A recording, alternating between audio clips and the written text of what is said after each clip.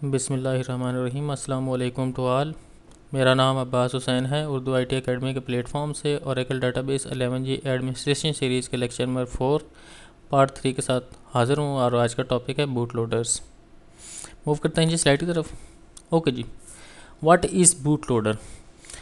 A boot loader primarily manages and executes the boot sequence of a computer system. A bootloader program is typically started after the computer or the BIOS have finished performing the initial power and hardware device checks and tests. If it fetches the OS kernel from the hard disk and or any specified boot device within the boot sequence into the main memory. Okay जी, पहले तो इसको discuss करते हैं कि boot loader है क्या। और जो ये मैंने एक सेंटेंस आपको, ये पैराग्राफ की सूरत में काफ़ी सारे सेंटेंसेस आपको पढ़ के सुनाए हैं मैंने। ये क्या है boot loader? What is boot loader? इसे हम थोड़ा सा ना एक और तरीके से देखने की कोशिश करते हैं, और बल्कि यहाँ साथ में पेंट को भी खोल लेता हूँ।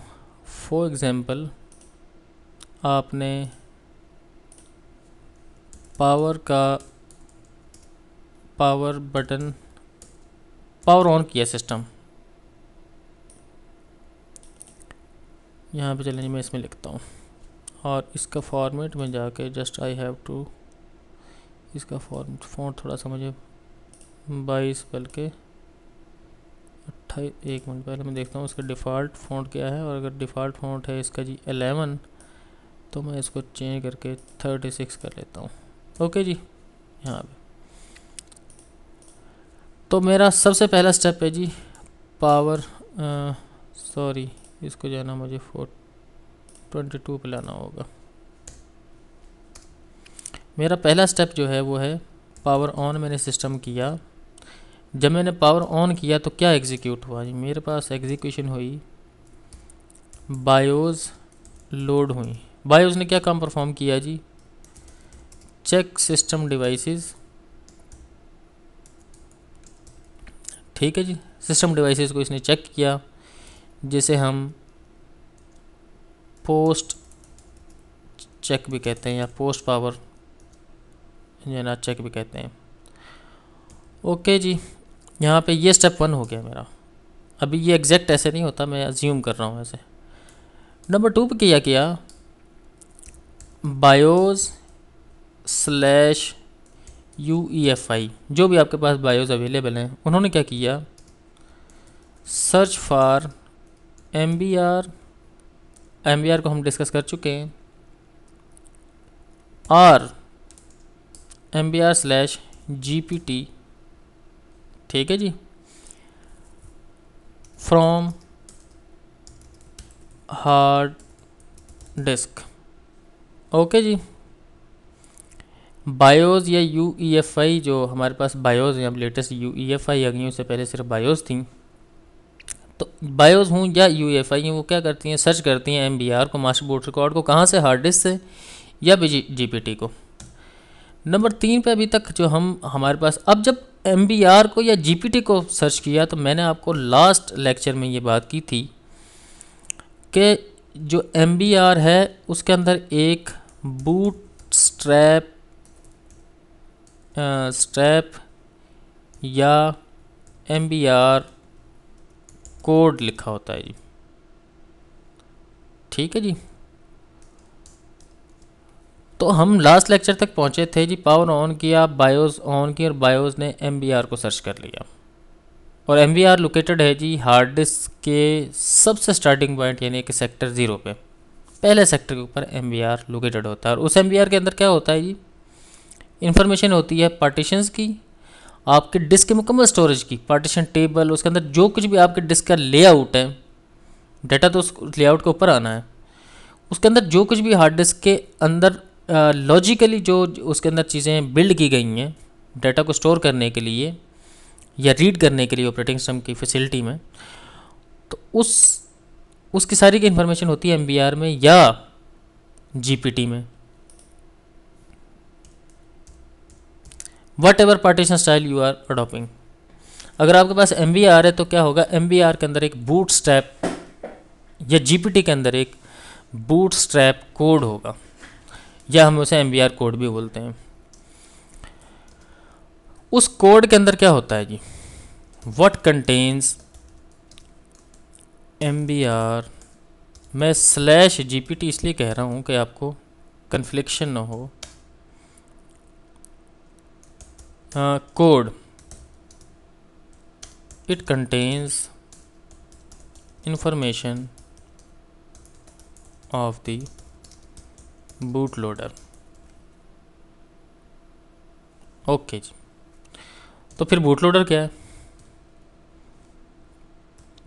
अब मैंने ये क्यों कहा कि ये इसके अंदर कोड क्यों होता है?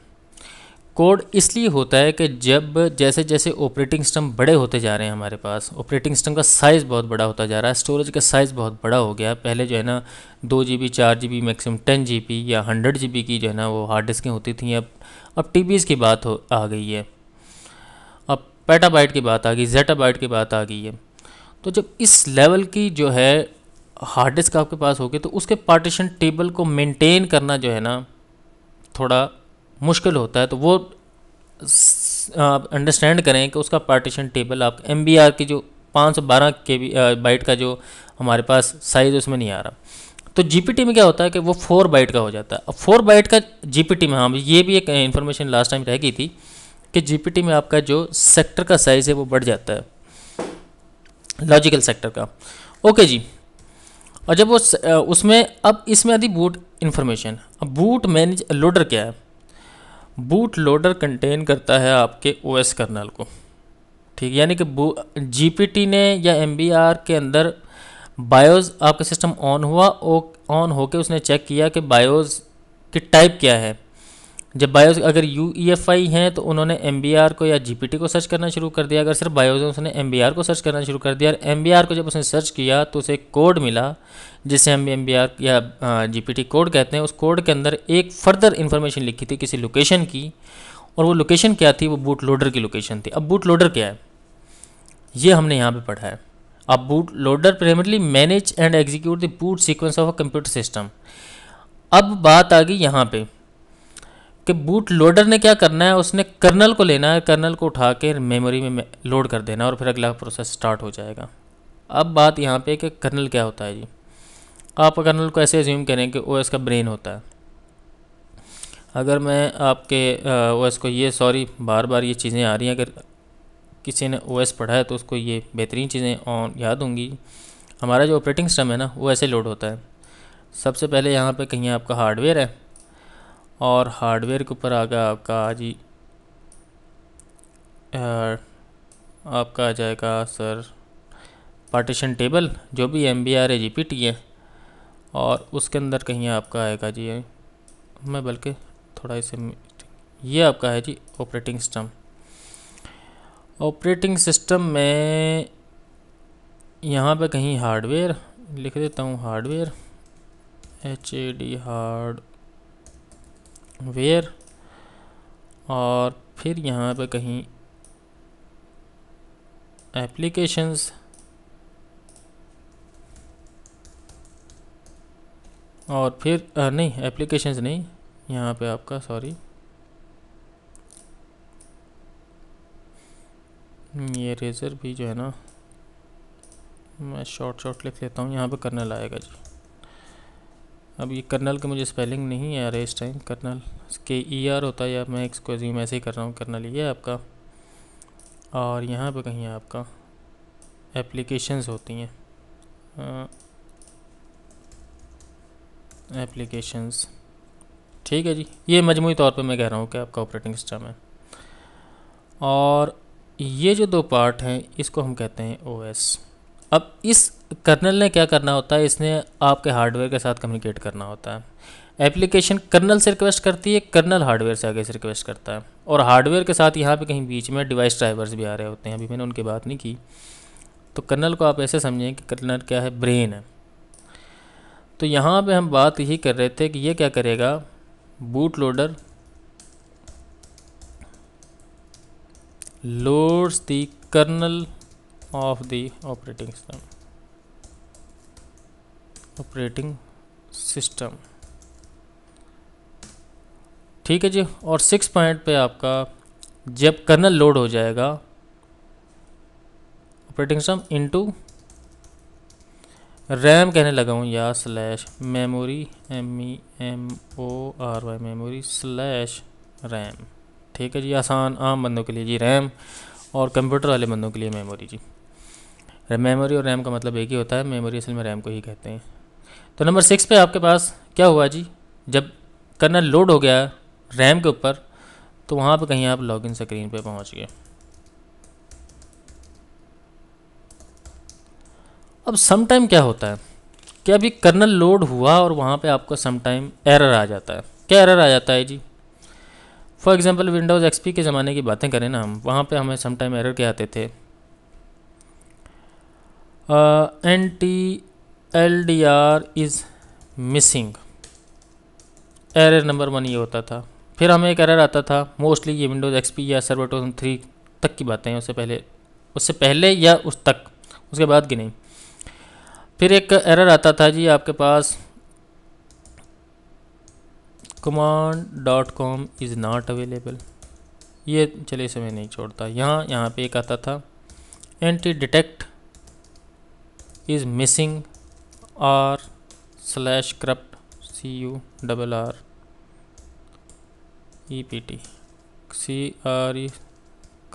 CUPPT, लो जी करप्ट का स्पेलिंग ही मुझे नहीं आ रहा है, सॉरी, मिसिंग कह देते हैं जी हमें से। इसके बाद क्या एरर आ सकता था जी आपके पास, सम टाइम क्या होता था कि हमने एक OS इंस्टॉल कर लिया, for example Windows XP install कर लिया, विंडोज़ एक्सपी इंस्टॉल कर लिया जी अपने एक सिस्टम पे। एक सिस्टम है हमारे पास, हम चाहते हैं कि अभी फॉर एग्जांपल आपके पास पहले से विंडोज़ 2000 अवेलेबल है प्रोफेशनल, और आपने अचानक आपको गुस्सा आया, नई नई विंडोज़ एक्सपी आई थी जी, जैसे मैं भी इसी ये, और आपने उसके ऊपर विंडोज़ एक्सपी भी इंस्टॉल कर लिया, also installed Windows XP on same PC. आप अज्यूम करें कि उस टाइम आपको ये पता ही नहीं था कि पार्टीशनिंग भी कोई चीज़ होती है, बस आपने दूसरी सीडी लगाई, सीडी में डाली, प्रेस यानी कि किया और सिस्टम चला। सिस्टम चलने के बाद जी आपने नेक्स्ट नेक्स्ट करते गए और सिस्टम इंस्टॉल हो गया जी। अब जब आपने इंस्टॉल करके दोबारा सिस्टम को रिस्टार्ट किया, या आप सोचें कि आपके पास पहले से एक ऑपरेटिंग सिस्टम इंस्टॉल था दैट इज़ विंडोज़ एक्सपी, और आपको फिर जो है ना ख्याल आएगा ये तो सिस्टम स्लो हो गया, ये कोई प्रॉब्लम क्रिएट कर रहा है, तो आपने दोबारा से इंस्टॉल कर दिया, और ड्यूरिंग इंस्टॉलेशन आपको पार्टीशनिंग कर इन सारी चीज़ों का कोई कॉन्सेप्ट नहीं था, आपने बस नेक्स्ट नेक्स्ट कर किया और इंस्टॉल कर दिया, तो आपके पास 2 ऑपरेटिंग सिस्टम आना शुरू हो गए। जैसे आपने प्रेस स्टार्ट किया सिस्टम तो आपके पास 2 ऑपरेटिंग सिस्टम आ रहे हैं, आप लेकिन लिस्ट में आपने वहाँ से विंडोज़ एक्सपी 1 को स्टार्ट करना है या विंडोज़ एक्सपी को स्टार्ट करना है, तो वो इन्फॉर्मेशन कहीं इसमें होती थी जी, boot.ini एक सिस्टम था हमारे पास, ये एक फ़ाइल होती थी, उस फाइल के अंदर ये सारी इन्फॉर्मेशन लिखी होती थी। फिर जो कोई इंटरनेट पर सर्च करते थे वो boot.ini के अंदर से उसकी इन्फॉर्मेशन को रिमूव कर देते थे, फिर उनके पास एक आना शुरू हो जाता था।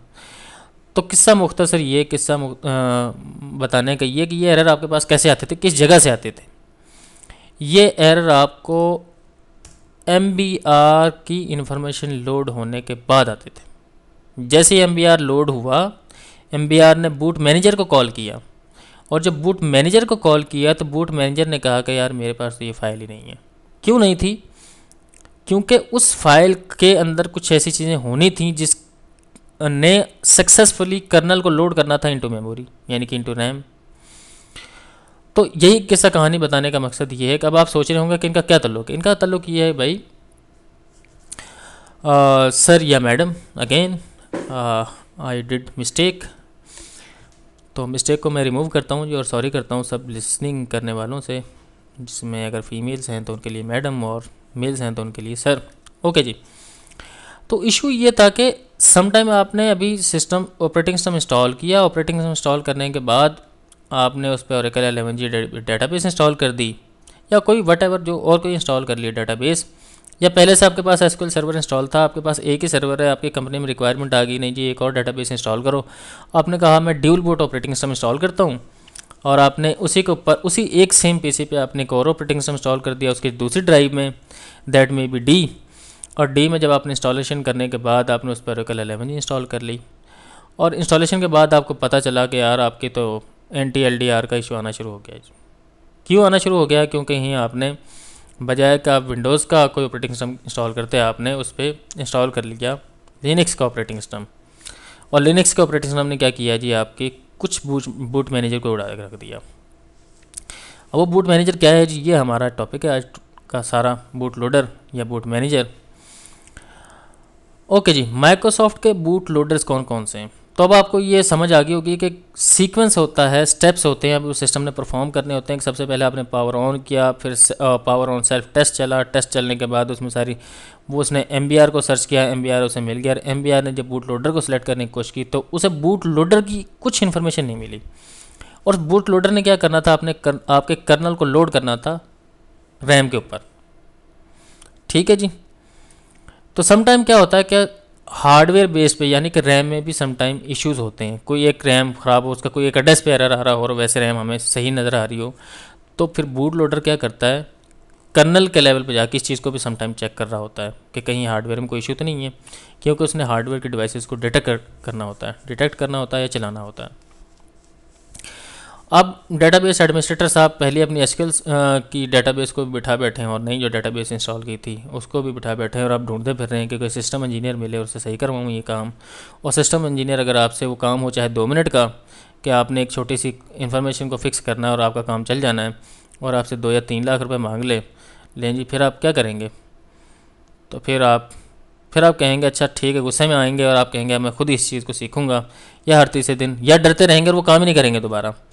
तो आप इस जो खसूसियत से महरूम हो जाएंगे कि यार अगर मैंने कभी डेटाबेस इंस्टॉल करनी है और ड्यूल बोर्ड पर इंस्टॉल करनी है तो मैं क्या करूँगा, वो आपके क्वेश्चन जो है ना आपके जहन में रह जाएगा। ओके जी, हमारे पास हमने शुरू दिन से बात की थी जी 2 टाइप के हमारे पास ऑपरेटिंग सिस्टम, 3 टाइप के मेजर तो हैं, 2 टाइप के जो हमने ज़्यादा डिस्कस करने हैं, तीसरी टाइप का हम डिस्कस नहीं करेंगे, दैट इज़ यूनिक्स। लेकिन यूनिक्स तक पहुँचने के लिए हमें लिनक्स हमारे पास पहली CD है, तो हमारे पास बूट लोडर अवेलेबल हैं जी। कुछ हमारे पास माइक्रोसॉफ्ट के जो ऑपरेटिंग सिस्टम्स में उनमें जो हमें बूट लोडर्स मिलते हैं या बूट मैनेजर्स जो मिलते हैं, सबसे पहले हमारे पास ये बूट लोडर आजकल जो चल रहा है, introduced with Windows Vista server 2008, ये सॉरी मैंने यहाँ पे एक मिस्टेक की हुई है इस स्लाइड में, इसको मैं ख़त्म कर देता हूँ, 2008, और अगेन मैं इसको चलाता हूँ स्लाइड को। ओके जी, बूट MGR या समटाइम इसे हम बूट मैनेजर भी कहते हैं। और इससे पहले जो माइक्रोसॉफ्ट बूट लोडर यूज़ करता था इस काम को करने के लिए कि वो कर्नल को लोड कर दे मेमोरी में, उस काम को जो करने के लिए जो सॉफ्टवेयर यूज़ होता था उसे जब हम बूट लोडर कहते हैं, दैट इज़ NTLDR। अभी मैंने आपसे बात की थोड़ी देर पहले, NTLDR क्या इश्यूज़ आते थे आपको या आ सकते थे, या उन लोगों को जिन्होंने अभी तक सर्वर 2003 को इंस्टॉल किया हुआ और वो चला रहे हैं उनको क्या क्या इश्यूज़ आते हैं, जैसे सिस्टम स्टार्ट किया तो उन्हें क्या इश्यूज़ आते हैं, आपको कैसे पता चलता है कि पहले सिस्टम सही स्टार्ट नहीं हुआ था, या सिस्टम जो है लास्ट टाइम जो है ना वो पावर का इशू था उसमें, तो ये इन्फॉर्मेशन भी बूट लोडर आपको बता रहा होता है। ऑपरेटिंग सिस्टम के कर्नल को पास करता है और कर्नल फिर आपकी एप्लीकेशन में लोड करता है, तब आपको पता चलता है कि जो लास्ट टाइम सिस्टम अनप्रॉपर शटडाउन हुआ था। ये भी बूट मैनेजर की एक रिस्पॉन्सिबिलिटी होती है। ओके जी, फिर अब डिस्कस करते हैं जी, पहले हम NTLDR को समझने की कोशिश करते हैं, फिर हम बूट मैनेजर को समझेंगे, और उसके बाद है लिनक्स डिस्ट्रीब्यूशन। लिनक्स डिस्ट्रीब्यूशन की बात मैंने की तो आपसे मैंने कहा कि कहीं 1200-1300 के करीब जो है ना लिनक्स की डिस्ट्रीब्यूशन हैं, समटाइम लिनक्स डिस्ट्रो भी कहते हैं। उसमें जो आपको बूट लोडर मिलेगा दैट इज़ ग्रब, सबसे लेटेस्ट अभी जो चल रहा है ग्रब है। देन LILO लीलो भी समटाइम इसे कहते हैं, लिनक्स लोडर भी समटाइम इसे बोलते हैं लोग। और गर्ब की ये एक नई अपडेट एक बंदे ने करने की कोशिश की है, बहुत ज़्यादा कामयाब नहीं हुई, लेकिन हम समटाइम उसे न्यू बूट लोडर भी कहते हैं, दैट इज़ बर्ग BURG। और सिस लिनक्स, तो सिस लिनक्स इनका काफ़ी पुराना जो है ना बूट लोडर है, ख़त्म हो गया ऑलमोस्ट, कुछ ऑपरेटिंग सिस्टम अभी भी इसे सपोर्ट करते हैं। और जो आपको हमें जिन ऑपरेटिंग सिस्टम्स के साथ वास्ता रहेगा, चाहे वो ओरेकल लिनक्स है, सेंटोस है, ओरेकल इसका रेड हैट है, चाहे वो आपके पास फेडोरा है, आपके पास सूजी है, उनका जो डिफ़ॉल्ट या उनका जो ड्यूरिंग टाइम ऑफ इंस्टॉलेशन जो लोडर होता है, बूट लोडर, जो यही काम परफॉर्म कर रहा होता है कि उसने ऑपरेटिंग सिस्टम के कर्नल को लोड करना है मेमोरी में, ताकि फर्दर आपका ऑपरेटिंग सिस्टम चले, उसको इस काबिल बनाएं कि आपके सामने वो स्क्रीन आना शुरू हो जाएं। अगर उससे पहले कोई एरर आ रहा है तो वो आपको एरर भी बता दे। तो वो लिनक्स में ग्रब काम परफॉर्म कर रहा होता है, बाय डिफ़ॉल्ट वही उसका बूट मैनेजर होता है। NT LDR से शुरू करेंगे ताकि हमें बेसिक अंडरस्टैंडिंग हो, और फिर हम बूट मैनेजर की तरफ मूव कर जाएंगे, तो हमें पता चल जाएगा NT LDR में और बूट मैनेजर में क्या फ़र्क है। ओके जी, ये लैब और प्लस थ्योरी दोनों चीज़ें हैं जी। ओके जी, यहाँ पे तीसरी स्लाइड पे मैंने माइक्रोसॉफ्ट के बूट लोडर्स में पहला नाम है जी NT LDR, stands for anti loader. NT LDR boot loader requires to more other files to successful booting process of the operating system। आप ऐसे समझें, कहीं यहीं पे मैंने एक अदद विंडोज़ XP इंस्टॉल की है, इसको चलाया मैंने अपने VMware में, और चलाने के बाद ये हमारे सामने कुछ ये जो एरर आ रहा है ना जी, ये एक अदद मेरे पास, सॉरी, ये जो एरर आ रहा है, ये एरर भी मेरे पास बूट लोडर शो करवा रहा है। यानी कि ये फैसिलिटी मुझे बूट लोडर ने दी। अभी तक कर्नल लोड नहीं हुआ सिस्टम पे, कर्नल को लोड करने से पहले ही इसने मुझे एरर दे दिए हैं। तो देखें, स्टार्ट विंडोज़ नॉर्मली जी, ये last noun good configuration your most recent settings that. अब ये लोडर का काम था। लोडर ने क्या किया, उसके पास लास्ट सेटिंग सेव थी, उसके बाद आपने क्या काम किया उसे नहीं पता। लास्ट टाइम जब आपने सिस्टम स्टार्ट किया था तो वो वाली सेटिंग इसके पास सेव है, जिसे वो कह रहा है कि last noun good configuration your most recent settings that work. कैसी सेटिंग्स, जो पहले काम कर रही थी। अगर आपने उन पर जाना है, या आपने safe mode with command prompt करना है, सेफ मोड विद नेटवर्किंग करना है, सेफ मोड में जाना है, ये सारे आपको कौन प्रोवाइड कर रहा था, ये आपको प्रोवाइड करता था NT LDR, जो कि लोडर है, विंडोज़ लोडर या विंडोज़ बूट लोडर भी हम इसे कहते हैं, समटाइम बूट मैनेजर भी कहते हैं। और ये स्टार्ट हुआ जी विंडोज़ NT के साथ, और चला विंडोज़ XP और सर्वर 2003 तक, यानी कि Windows 98, Windows 95, Windows server 2003, server 2000 advance server, ये सारे NT LDR को यूज़ करते थे। क्यों मैं ये पढ़ाने की कोशिश कर रहा हूँ, क्यों मैं बताने की कोशिश कर रहा हूँ, ये इसलिए बताने की कोशिश कर रहा हूँ कि समटाइम हमें इस लेवल पे इश्यूज़ आते हैं ऑपरेटिंग सिस्टम में, तो हमने उसको कैसे फिक्स कर लेना है, बजाय कि किसी की हेल्प लिए हम खुद ही इन चीज़ों को अंडरस्टैंड कर जाएँ। इस लेवल की बेसिक अंडरस्टैंडिंग होनी चाहिए कि हम उनकी बेसिक चीज़ें खुद अंडरस्टैंड कर लें या सीख लें, और बाकी फिर फर्दर सपोर्ट हम किसी और से ले लें अगर हमें ज़रूरत पड़े तो, और कोशिश करें कि हमें ज़रूरत नहीं पड़े। अब देखें यहाँ पे safe mode with command prompt, ये मैं स्टार्ट करता हूँ। Safe mode with command prompt, इसमें सारी कुछ चीज़ें लोड कर रहा है, सी विंडोज़ वगैरह वगैरह। अब ये कर्नल को लोड कर रहा है, क्या ये लोड कर पाएगा या नहीं करेगा। हार्ड डिस्क का मतलब है रैम डिस्क। ये इसने सेफ मोड में से स्टार्ट किया, ये फैसिलिटी मुझे बूट लोडर ने दी। अगर मेरे पास बूट लोडर ना होता तो मेरे पास ये फैसिलिटी नहीं होती। अब बस मेरा एक यूज़र नेम है जो मैंने लोड किया, और ये देखें मेरे पास कमांड खुल गई cmd.exe। कहाँ से खुली जी, cd डबल डॉट करके देखते हैं इसे। मेरे पास सी, और यहाँ पे ls काम करेगा, नहीं करता जी। ये क्लियर काम करेगा, यहाँ पे क्लियर भी नहीं करता जी, तो फिर मुझे नहीं, खुद नहीं पता। एग्ज़िट करता हूँ जी इसे, खैर मैं यहाँ से इसको एग्ज़िट किया, और अब मैं सिस्टम को करवाता हूँ रीस्टार्ट। मुझे ज़्यादा जो है ना CMD पे काम नहीं आता, पावर शेल पे और लिनक्स की जो कमांड लाइन यूटिलिटीज़ है उस पर मुझे ज़्यादा काम आता है। That is some time called power shell या some time called shell. Okay जी, अब मेरे पास कोई एरर नहीं आया और सिस्टम मेरा प्रॉपर चलना शुरू हो गया। ठीक है, क्यों नहीं आया एरर, कि एक दफ़ा मैंने उसको कमांड लाइन में प्रॉपर तरीके से चला लिया।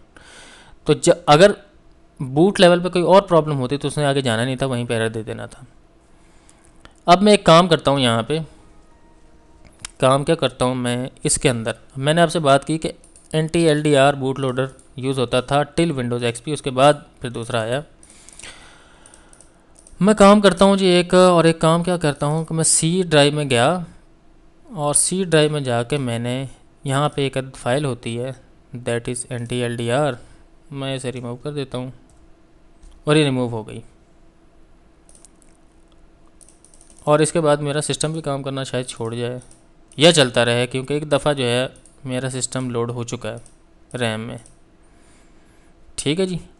NTLDR ने क्या काम करना था कि आपके ऑपरेटिंग सिस्टम को के कर्नल को लोड करना था रैम में, वो कर दिया। अब आप काम कर रहे हैं और किसी ने बाय मिस्टेकन, ये बाय डिफ़ॉल्ट ये फाइलें हिडन होती हैं, तो मैं फ़ोल्डर ऑप्शन में जाता हूँ और रिस्टोर डिफ़ॉल्ट करता हूँ, तो देखो मुझे फाइलें नज़र नहीं आ रही। लेकिन समटाइम कुछ बच्चे होते हैं, कुछ लोग एडवांस यूज़र होते हैं, वो ना हैकिंग करने के चक्कर में कभी खुद ही हैक हो जाते हैं समटाइम। तो वो फिर ये काम करते हैं कि हाइड प्रोटेक्टेड सिस्टम फाइल्स को जब शो करवाते हैं, यहाँ पे कहीं उन्हें वो मिले जी ये यार ये NTLDR क्या है, वो बस उड़ा देते हैं, कहीं ये वायरस तो नहीं है, या antidetect.com क्या है, ये क्या वायरस तो नहीं है, वो उड़ाया। अब आपने बड़े अच्छे मेहरबानी करके सिस्टम को किया था बंद, और दोबारा जब चलाने की कोशिश की तो देखते हैं कि फिर दोबारा क्या होता है हमारे साथ। ये NTLDR के ज़माने की बातें, क्या बातें हैं ये देखते हैं। लेक्चर्स मेरे शायद आपको बहुत लंबे लग रहे होंगे, खैर दोबारा स्टार्ट करता हूँ जी। पावर ऑन मैंने वर्चुअल मशीन को किया अपनी को, और इसने बायोस को लोड किया। बायोस को लोड करने के बाद और जी मशहूर ज़माना एरर आ गया जी, NTLDR is missing, press control alt delete to restart. मैंने सर जी प्रेस कर दिया जी control alt delete to restart, लो जी। अब क्या ऐसा तरीका किया जाए कि मैं इसको करूं, इसको रिस्टोर कैसे करूं, इसको चलाऊं कैसे। ओके जी, इसका बड़ा प्यारा तरीका जी, इसका प्यारा तरीका क्या है कि हार्ड डिस्क को निकालें और किसी ऐसे सिस्टम के साथ लगाएं जिसमें NTLDR की फ़ाइल पड़ी हो, यानी कि किसी और ऐसे सिस्टम के साथ लगाएं जो विंडोज़ XP वाला हो। उसके NTLDR की फ़ाइल को कॉपी करके इसके C ड्राइव में पेस्ट कर दें, उसी लोकेशन में जहाँ से डिलीट की थी, तो ये इशू आपका फिक्स हो जाएगा। समझ आ गई जी। ये सेम इशू आपको सर्वर 2003 में भी आ सकता है, सर्वर 2008 में ये वाला इशू नहीं आता क्योंकि उसमें NTLDR होती ही नहीं है। ओके जी, फिर क्या करें। मैंने इस सहूलत से बचने के लिए कि यहाँ पे काम किया हुआ था कि मैंने एक स्नैपशॉट लिया था इसका, और मेरे लिए ये काम ठीक करेगा। अब मैं एक और काम करता हूँ। तो इशू ये हुआ कि अगर आपके पास NTLDR इज़ मिसिंग है, अब यही तो एक फ़ाइल है जो मेन आपके पास बूट लोडर है, अगर यही करप्ट हो गया तो ये कर्नल को कैसे मेमोरी में लोड करेगा। और अब मैं देखूँ, आपको वर्चुअल मशीन दिखाता हूँ आपको। अभी इसकी स्टेट रिस्टोर हो रही है। Okay, for that till that time हम क्या करते हैं, हम अपनी स्लाइड पे मूव कर जाते हैं।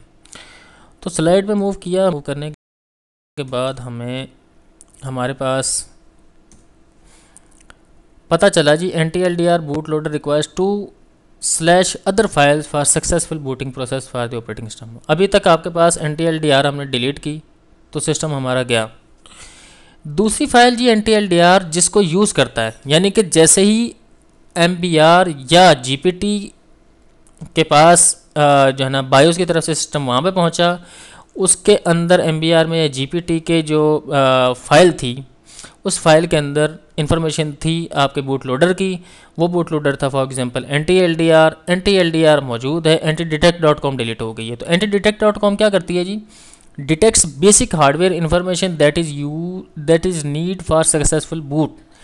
ये NTLDR को वो हार्डवेयर की सारी इंफॉर्मेशन कलेक्ट करके बताती है कि इसमें जनाब इतनी पार्टीशंस हैं जो लोड होनी है, जिनका डाटा मतलब जिनको लोड करना है मैंने कर्नल के साथ, और ये डिवाइस ड्राइवर सारा कुछ इंफॉर्मेशन antidetect.com में, डिटेक्ट इसका नाम भी डिटेक्ट इसलिए रखा हुआ है,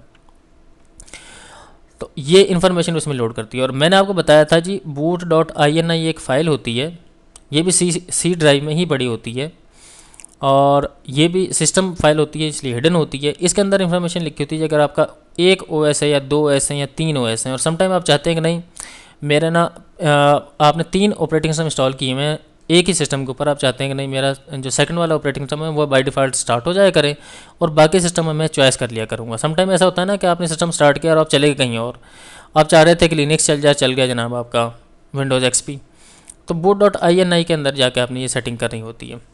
मेरे ख्याल में मेरी विंडोज़ XP वापस आ गई होगी कहीं अगर मेरा सिस्टम, ओके जी फॉर एग्जाम्पल मेरे पास ये आ गई थी। अब हम करते हैं जी एंटी-डिटेक्ट को डिलीट कर देते हैं और फिर देखते हैं हमारे साथ क्या होता है। एंटी-डिटेक्ट को मैंने डिलीट किया, सिस्टम मेरा धड़ाधड़ चल रहा था, मैंने सिस्टम को कर दिया पावर डाउन, शट डाउन किया, और शट डाउन करते हैं, देखते हैं कि शट डाउन का प्रोसेस मुझे क्या तोहफ़ा लेके आता है मेरे लिए।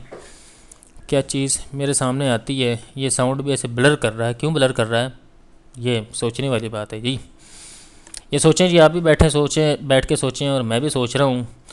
आज in on the same day मैं जो है ये आपके लिए वीडियो, यानी कि ये तीसरा घंटा जो है मेरा चल रहा है कंटिन्यूसली बोलते हुए, और समझ नहीं आ रही कि कब एंड होगा। ओके, करते हैं जी एंड। पावर ऑन मैंने किया, देखते हैं जी antidetect.com का। ओके जी, antidetect डॉट फेल्ड, बड़ा प्यारा एरर आया है जी। ये भी एक एरर आपका होता है जी। तो क्या हुआ जी, आपके पास अपने बूट लोडर की NTLDR के साथ दो फाइलें हमारी जो हैं हमेशा जुड़ी रहती हैं, और उसमें से जो सबसे इम्पोर्टेंट फाइल दैट वो जो इसके साथ एसोसिएट होती है आगे, दैट इज़ antidetect.com। और antidetect.com क्या करती है जी, antidetect.com करती है कि आपके हार्डवेयर की इन्फॉर्मेशन कर्नल को बताती है, और NTLDR MBR या GPT सर्च करता है बूट लोडर को।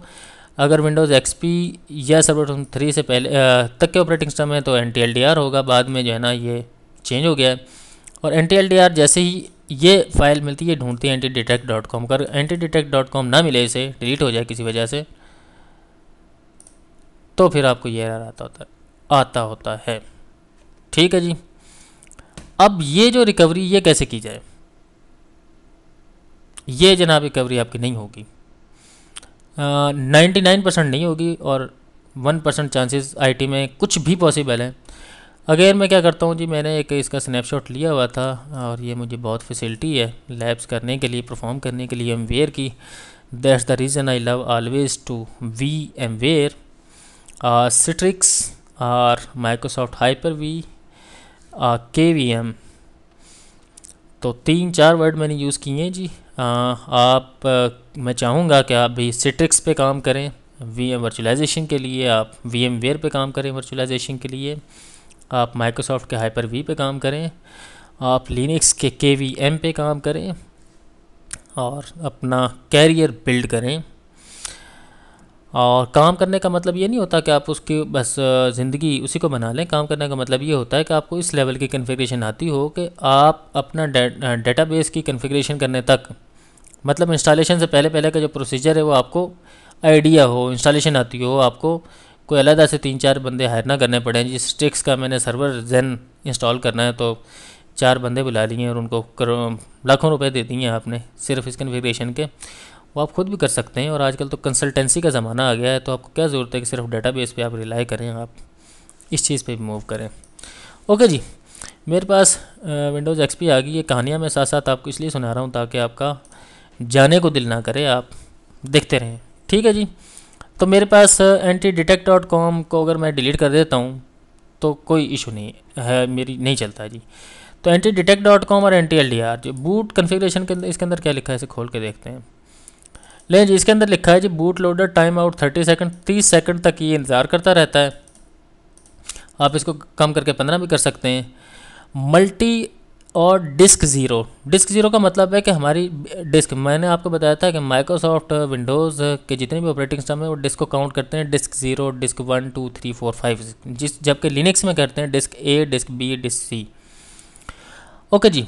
तो वो कहता है डिस्क 0 और पार्टीशन 1, और उसमें विंडोज़ ऑपरेटिंग सिस्टम है जी मल्टी। ये सारी उसने विंडोज़ XP प्रोफेशनल लिखी हुई है।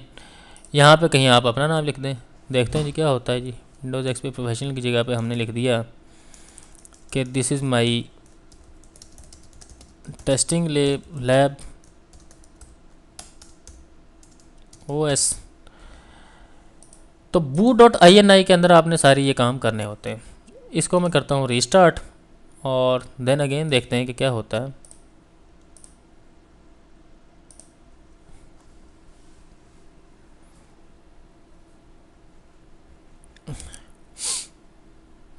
ये कुछ लोग इन लेक्चर को समझने के या सुनने के बाद सोच रहे होंगे कि ये क्वेश्चन बार बार आ रहा होगा कि ये इसका डेटाबेस से क्या ताल्लुक़ है। इसका डेटाबेस से बहुत बड़ा ताल्लुक़ है।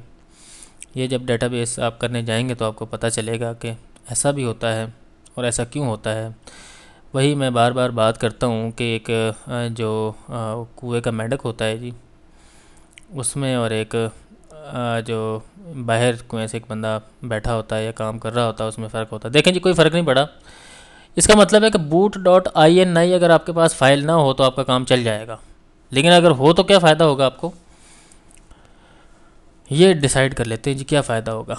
अगर आपके पास boot.ini की फ़ाइल नहीं है तो antidetect.com जैसे ही चलती है तो वो नेक्स्ट काम करती है boot.ini में, देखती है कि कौन सा ऑपरेटिंग सिस्टम मैंने लोड करना है, डिफ़ॉल्ट ऑपरेटिंग सिस्टम कौन सा है मेरा। अगर उसके पास कोई भी ऑपरेटिंग सिस्टम ना हो, फॉर एग्जांपल यहाँ पे जैसे मैं बात कर रहा हूँ कि contains the boot information, also users can define default OS choice in multi boot OS, this file if this file is missing ntldr loads the os that is available on first partition of the drive। ठीक है जी। अब आगे ये तो थी इसकी वो file है जो मोस्ट असेंशियल है इसके लिए, जिसके बगैर तो इसने चलना ही नहीं है, यानी कि ntldr और antidetect.com। इसके अलावा भी तो कुछ फाइलें हैं यहाँ पे जो पड़ी हुई हैं।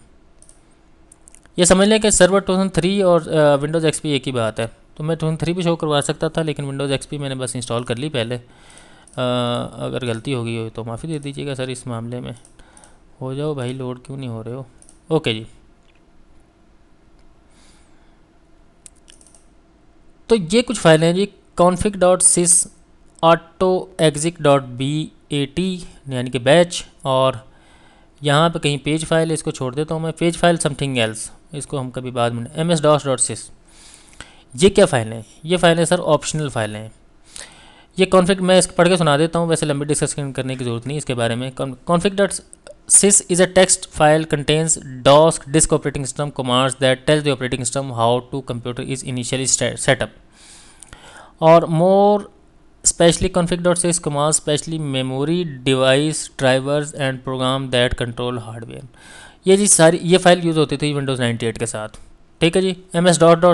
ms-dos.sys one of the two hidden system files that made up Microsoft MS-DOS। MS-DOS के अंदर एक ऑप्शन होता था start with in MS-DOS mode, तो ये फाइल उस वक्त लोड होती थी। विंडोज़ एक्सपी के इसका अंदर कोई काम नहीं है, ये सिर्फ मैंने एक इन्फॉर्मेशन के लिए लगाया है कि आपको पता हो। और आगे चलते हैं जी, इसमें कुछ और फाइलें भी हैं, जैसे io.sys हैं जी। In Windows 95 operating system io.sys is an executable binary. Binary क्या होता है? एक सॉफ्टवेयर बनाया और उसकी जो रनिंग फाइल होती है ना, दैट इज़ बाइनरी, यानी कि जिसको चलाते हैं हम उसे बाइनरी कहते हैं। In other words a program that when the operating system is booted started processes instruction that tell the operating system how computer is setup in Windows 90 वगैरह वगैरह। autoexec.batch और command.com कमांड लाइन इंटरफेस, यही जो हमारे पास information होती है जब हम कमांड लाइन पर काम कर रहे होते हैं। command.com अगर नहीं हो तो फिर अल्लाह खैर करे, सब कुछ ख़त्म हो जाता है। जो autoexec.batch command.com में लिखी जाती है, यानी कि आपके पास ये वाला सिस्टम CMD, ये तो हमारे पास CMD है ना। command.com रिप्लेस हो गई CMD के साथ, इससे पहले command.com होती थी विंडोज़ 98 से लेके विंडोज़ 98 में, विंडोज़ 95 में, और फिर विंडोज़ एक्सपी में भी मेरे ख्याल में CMD का फैसिलिटी आ गई थी। देख लेते हैं यहाँ से। देखें जी, मैंने विंडोज़ एक्सपी को किस हद तक पढ़ा है कि मुझे ये भी नहीं पता कि CMD है। ठीक है जी। और माइक्रोसॉफ्ट विंडोज़ एक्सपी वर्जन वगैरह वगैरह, इसमें MS-DOS है नहीं है। ठीक है जी। तो अब मैं क्या करता हूँ कि अच्छा, इससे पहले मैं आपको एक और इन्फॉर्मेशन बता देता हूँ। इसके अलावा भी कुछ फाइलें होती हैं। इसके अलावा कौन सी फाइलें होती हैं, यहाँ पे मैंने शायद स्लाइड में लिखा है। इन विंडोज़ एक्सपी या सर्वर 2003 में सी विंडोज़ सिस्टम 32 और कॉन्फ़िग। तो हम सी विंडोज़ खोलते हैं जी, यहाँ से जाके विंडोज़, और ये सिस्टम वाली इन्फॉर्मेशन, ये भी एक फ़ोल्डर है जो अक्सर लोग इसे कंफ्यूज करते हैं जी। ये हाइड हो जाता है, हाइड हो, इसमें जब करूँगा ना हाइड, रिस्टोर डिफ़ॉल्ट करूँगा तो ये हाइड हो जाएगा। ओ सॉरी, रिस्टोर डिफ़ॉल्ट, और ये हाइड हो गया। अब मैं शो करवाता हूँ। और इस फोल्डर में ना बहुत ज़्यादा वायरस आता है। अभी ये बंद है, ये खुल नहीं रहा क्योंकि इसको परमिशन नहीं होती बाय डिफ़ॉल्ट। अभी परमिशन मैं इसे दूंगा तो देखें रीड ओनली आ रहा है। मैं इसको रीड ओनली को ख़त्म करता हूँ और अब खोलने की कोशिश करता हूँ, खुलता है या नहीं खुलता। इसके अंदर ना वायरस आ जाता है। इसके अंदर क्या होता है, जितने भी आपके पास जो विंडोज़ एक्सपी में या सर्वर 2003 में बैकअप के टूल्स होते हैं ना, जो वो जब बैकअप करते हैं ना, उसकी जो इन्फॉर्मेशन होती है, उसका जो मेटा डाटा होता है वो इसमें आकर स्टोर हो रहा होता है। यानी कि आपने फॉर एग्जांपल सिस्टम रिस्टोर करना है तो उसकी इन्फॉर्मेशन यहाँ पे पड़ी होती है। जब नेक्स्ट टाइम रिस्टोर करेंगे तो वो यहाँ से फिर इन्फॉर्मेशन गेन करता है। लेकिन इसके अंदर एक इशू ये था कि इसके अंदर बहुत ज़्यादा वायरस आता था इसके अंदर, इसलिए इसको बाय डिफ़ॉल्ट इसके ऊपर परमिशन एडमिनिस्ट्रेटर को भी नहीं होती समटाइम।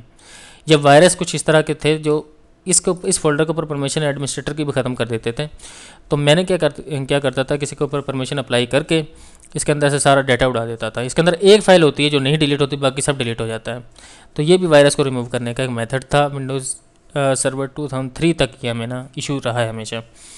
ओके जी, हम जा रहे थे विंडोज़ और यहाँ पे सिस्टम 32 और यहाँ पे एक फ़ोल्डर है कॉन्फ़िग और दैट इस कॉन्फ़िग।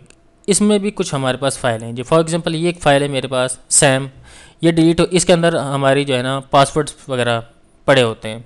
और ये सैम की लॉग फाइल है, क्या मेरे पास खुलेगी? वो कहता है जी एक्सेस ही नहीं है आपके पास, ये किसी और प्रोसेस के थ्रू मैनेज हो रही है। इसको खोलने के लिए क्या करते हैं, जिसके लिए सैम के कुछ सैम एडिटर मिलते हैं। इसी तरीके से यहाँ पे मेरे पास एक सिस्टम की फ़ाइल है, अगर ये फ़ाइल डिलीट हो जाए तो तब भी आपका ऑपरेटिंग सिस्टम काम करना छोड़ सकता है। ये सारी बातें थी रिगार्डिंग। अब जैसे मैं इनको डिलीट कर देता हूँ, ये शायद मैंने आपको डिलीट करके दिखाई है, ये आयो डॉट और इसको भी, ये बाकी फ़ाइलें मेरे काम की थी, इनको भी मैंने डिलीट कर देता हूँ। तो तब भी मेरा ऑपरेटिंग सिस्टम जो है वो चलता रहेगा, क्योंकि वो फाइलें रिलेटेड टू विंडोज़ 98 थी, विंडोज़ एक्सपी से इनका कोई ताल्लुक नहीं है। ओके जी, आई थिंक मेरे ख्याल में बूट लोडर NTLDR का जो बूट लोडर है स्टार्टेड फ्रॉम NT टू और and with Windows XP and server 2003। और तो देखें जी, आपके पास ऑपरेटिंग सिस्टम लोड हो गया, लोड होना स्टार्ट हो गया। तो और आपका ऑपरेटिंग सिस्टम करप्ट नहीं हुआ, बंद नहीं हुआ, ख़त्म नहीं हुआ, चलता रहा। तो अगर आपके पास ये, मैं फिर इसको रिवर्ट कर लेता हूँ अपने स्नैपशॉट को वापस, ताकि हम अगली लैब भी इस पर परफॉर्म कर सकें। ओके जी, अब आते हैं हम यहाँ तक तो ये बात समझ आ गई और आपको ये कुछ बेसिक फ़ाइलों का पता चल गया जी। अब चलते हैं जी अपने नेक्स्ट, जो हमारे पास लेटेस्ट बूट लोडर है आज के ज़माने में जो हमारे पास चल रहा है, स्टार्टेड विद विंडोज़ विस्टा और till server 2016, the much popular boot loader या boot manager of Microsoft operating system, that is boot MGR, जैसे समटाइम हम बूट मैनेजर भी कहते हैं। ओके जी, configuration data required for boot manager can be found on boot configuration data BCD store. इसमें क्या किया उन्होंने, बजाय के जैसे पहले हो रहा था कि आपकी NTLDR के अंदर साथ कुछ फाइलें एसोसिएट की हुई थी, इसके अंदर उन्होंने क्या जी एक स्टोर बनाया जिसे हम BCD कहते हैं, बूट कॉन्फ़िगरेशन डाटा। ये एक रजिस्ट्री लाइक जो है ना डेटाबेस होती है और दैट रिप्लेस्ड द boot.ini। अच्छा, boot.ini में क्या होता था कि आपके पास ये एक्सेसिबल होती थी। इसको boot.ini को एक्सेस करने का एक और भी तरीका है यहाँ पे कहीं, ये भी मैं बता देता हूँ। चलें जी, ये देखें जी फाइलें वापस आ गई हैं, मैंने इसको रिस्टोर किया है। ओके जी, boot.ini को इसको एक्सटेंड करने का एक और भी तरीका था, इसको एडिट करने का। दैट इज़ यहाँ पे आप जाएँ स्टार्टअप एंड रिकवरी में, नहीं, यहाँ पे जाएंगे आप स्टार्टअप, आई थिंक था कहीं यहाँ पे, advance, no, startup and recovery. Startup and recovery और सेटिंग में अगर आप जाएँ तो यहाँ पे देखें जी, time to display list of operating systems और time to display recovery options when needed. अगर आप इसको ज़ीरो कर देंगे तो समटाइम वो रिकवरी वाली ऑप्शन नहीं थी, वो boot.ini यहाँ से भी अब हो रही है आपके पास। अब जब से ये NTLDR का बूट लोडर ख़त्म हुआ है, यानी कि नहीं अवेलेबल, बूट मैनेजर आ गया, बूट MGR आ गया, तो हुआ क्या है कि ये फ़ाइल फिर अब boot.ini ये फ़ाइल तो आपको मिलेगी नहीं, INI आपको फ़ाइल नहीं मिलेगी, ये रिप्लेस हो गई है बूट MGR से। तो बूट MGR क्या करता है कि एक BCD डाटा स्टोर, एक जो है ना स्टोर टाइप, एक जो है ना जैसे माइक्रोसॉफ्ट कहता है कि बूट कॉन्फ़िगरेशन डाटा स्टोर है हमारे पास, a registry like database that replaced the boot.ini file used in older version of Windows like XP। ये एक फ़ाइल है जी आपके पास, boot.ini रिप्लेस हो गई है किसी BCD के साथ, BCD डाटा स्टोर के साथ। इसको हम खोल नहीं सकते। मैं इसकी लैब आपको यहाँ पर करके दिखाता हूँ। Simply but we will do nothing. और यहाँ से मैं चला जाता हूँ sir. For example I have an operating system. एक मेरे पास रिमोट पीसी है जो मैंने लास्ट लेक्चर में भी यूज़ किया था। Again I am using that and there I have an operating system that is server 2012 और ये मेरे पास सर्वर 2012 आ गया जी। यहाँ पर राइट क्लिक करता हूँ, पहले वो काम करने की कोशिश करते हैं कि boot.ini मेरे पास होती है। एडवांस सेटिंग में जाते हैं और यहाँ पे फिर स्टार्टअप एंड रिकवरी और यहाँ पे देखें जी, यहाँ पे लिस्ट में आपके ऑपरेटिंग सिस्टम तो आ जाएंगे एक है या दो में, ठीक है, लेकिन आपके पास एडिटिंग की कहीं पे भी ऑप्शन नहीं है। नंबर 1, क्यों एडिटिंग का ऑप्शन नहीं है? क्योंकि BCD जो स्टोर है वो अवेलेबल नहीं है। दूसरा, इसके अंदर क्या चेंजेस आई है, दूसरे इसके अंदर मैं चेंजेस बताता हूँ आपको। NTLDR क्या थी कि जिस हार्ड ड्राइव, जिस पार्टीशन पे आपके हार्ड डिस्क की पार्टीशन पे ऑपरेटिंग सिस्टम इंस्टॉल होता था वो फाइलें वहीं पे पड़ी होती थी। बूट MGR के साथ माइक्रोसॉफ्ट ने क्या किया, उन्होंने कहा नहीं, ये इतनी रिजर्व्ड सिस्टम फाइलें हैं जितनी, अब जैसे वो मैं आपको बता रहा था कि आपकी जो फाइल होती है कुछ वो सिस्टम 32 की कन्फिग की डायरेक्टरी जो आपके पास फोल्डर है उसमें कुछ फाइलें पड़ी होती हैं। माइक्रोसॉफ्ट ने विंडोज़ विस्टा 2 ऑनवर्ड ये किया कि उन्होंने कहा कि हम सारी फाइलों को, जो सिस्टम रिजर्व्ड फाइलें जिसकी वजह से सिस्टम में इशू आ सकता है, जिसकी वजह से सिस्टम क्रैश कर सकता है, या बूट लेवल पे, यानी कि कर्नल को मेमोरी में लोड करने के प्रोसेस के दौरान हम क्या करते हैं, सारी फाइलों को एक जगह पर रख देते हैं। तो माइक्रोसॉफ्ट ने फिर सिस्टम रिजर्व्ड पार्टीशन का एक कॉन्सेप्ट इंट्रोड्यूस किया। इसकी लैब भी करनी है हमने छोटी सी। तो सबसे पहले मैं जाता हूँ, तो देखें जी यहाँ पे अगर मैं सी में जाऊँ और अब मैं सी में जाके व्यू में जाके options and again I have hide, ये सारी इनको फाइलों को मैं शो करवाता हूँ। सिस्टम प्रोटेक्टेड फाइल्स को भी शो करवाता हूँ। तो यहाँ पे देखें जी, बूट MGR एक फ़ाइल आ गई है। क्या ये फ़ाइल यहीं पे पड़ी है? ये एक तो मैं इसको ओपन नहीं कर सकता। अगर इस फाइल को मैं डिलीट कर देता हूँ तो मेरे पास फिर भी ऑपरेटिंग सिस्टम स्टार्ट नहीं होगा। ओके जी, एक बूट NXT या नेक्स्ट आप कह लें इसे, या पेज फाइल को भी मैं डिस्कस नहीं कर रहा, इसको छोड़ दीजिएगा। तो दो फाइलें हैं मेरे पास। बूट MGR सिर्फ एक ही फाइल है। और बूट MGR क्या करेगी, जैसे इसने चलना है, इसने फ़ौरन एक फ़ाइल को ढूंढना है, दैट इज़ BCD, ठीक है। यानी कि जो क्या है, सिंपली नथिंग बट जो है ना वो बूट कॉन्फ़िगरेशन डाटा स्टोर ढूंढना। वो कहाँ पे अवेलेबल होगा? वो यहाँ पे तो अवेलेबल नहीं है, तो फिर कहाँ पे? वो सर जी मैंने अभी बात की आप लोगों से, या सर या मैडम, कि माइक्रोसॉफ्ट ने क्या किया, उन्होंने कहा जी हम एक अलहदा से एक डायरेक्टरी, एक अलहदा से पार्टीशन बना देते हैं, और वो पार्टीशन हमें नज़र नहीं आती, वो बाय डिफ़ॉल्ट हाइड होती है कुछ ऑपरेटिंग सिस्टम में, कुछ ऑपरेटिंग सिस्टम में नज़र भी आ रही होती है। ये देखें जी 500 MB की एक पार्टीशन हमें रिजर्व्ड पार्टीशन नज़र आ रही है, लेकिन अगर हम जाकर देखेंगे तो इसे ड्राइव लेटर कोई भी असाइन नहीं है। इसको मैं ओपन करता हूँ, इसको कोई मैं ड्राइव लेटर अपनी तरफ से दे देता हूँ और इसको ओपन करता हूँ। ओपन करेंगे तो हमें इस रिजर्व ड्राइव के अंदर अगेन बूट मैनेजर नज़र आ रहा है, और इस टाइम बूट मैनेजर की यहाँ पे, और अगर मैं सी ड्राइव में जाके देखूँ तो 376 MB इधर फाइल इसका साइज़ है, और 381 MB इधर फाइल इसका है। इसका मतलब है कि ये, और अब यहाँ पे मैं जाता हूँ जनाब, बोट का फ़ोल्डर खोलता हूँ, और बोट का फ़ोल्डर खोलने के बाद यहाँ पे मुझे कहीं BCD की फ़ाइल मिलेगी, लेकिन ये अनएडिटेबल है, यहाँ से मैं इसे एडिट नहीं कर सकता। इसको एडिट करने के लिए क्या करना पड़ेगा मुझे? What I have to do, I have to write a command that is MS config, एक यूटिलिटी है ग्राफिक MS config। इसको मैंने किया, देखें जी यहाँ पे। अब होता क्या था कि जब विंडोज़ XP या विंडोज सर्वर 2003 तक जब हम F8 का बटन दबाते थे तो हमारे पास स्टार्टअप ऑप्शंस आती थी कि आपने सेफ मोड में स्टार्ट करना है, किसमें। अब नहीं आता। अब आपको पहले यहाँ पे बताना होता है कि आपने इसको सेफ मोड में स्टार्ट करना है तो कौन सा, मिनिमल में स्टार्ट करना है यानी कमांड लाइन के साथ स्टार्ट करना है, या बूट या बेस वीडियो के साथ स्टार्ट करना है, क्या करना है। तो हमें MS config के थ्रू यहीं पे हमें बतानी है कि जब सिस्टम स्टार्ट हो तो कर्नल लेवल पे जा, कर्नल के साथ कौन कौन सी सर्विसेज को स्टार्ट कर दे, स्टार्टअप पे कौन से प्रोग्राम आएंगे यहाँ पे चल रहे होते हैं। ये एक सारी जो है ना यहाँ पे काफ़ी सारी मैनेजमेंट है इसके थ्रू। ये तो है इसकी जी, मैं इसे कैंसिल करता हूँ। इसका मतलब यह है कि BCD का जो स्टोर है उसे हम एडिट नहीं कर सकते, तो फिर कैसे एडिट कर सकते हैं? MS config के थ्रू।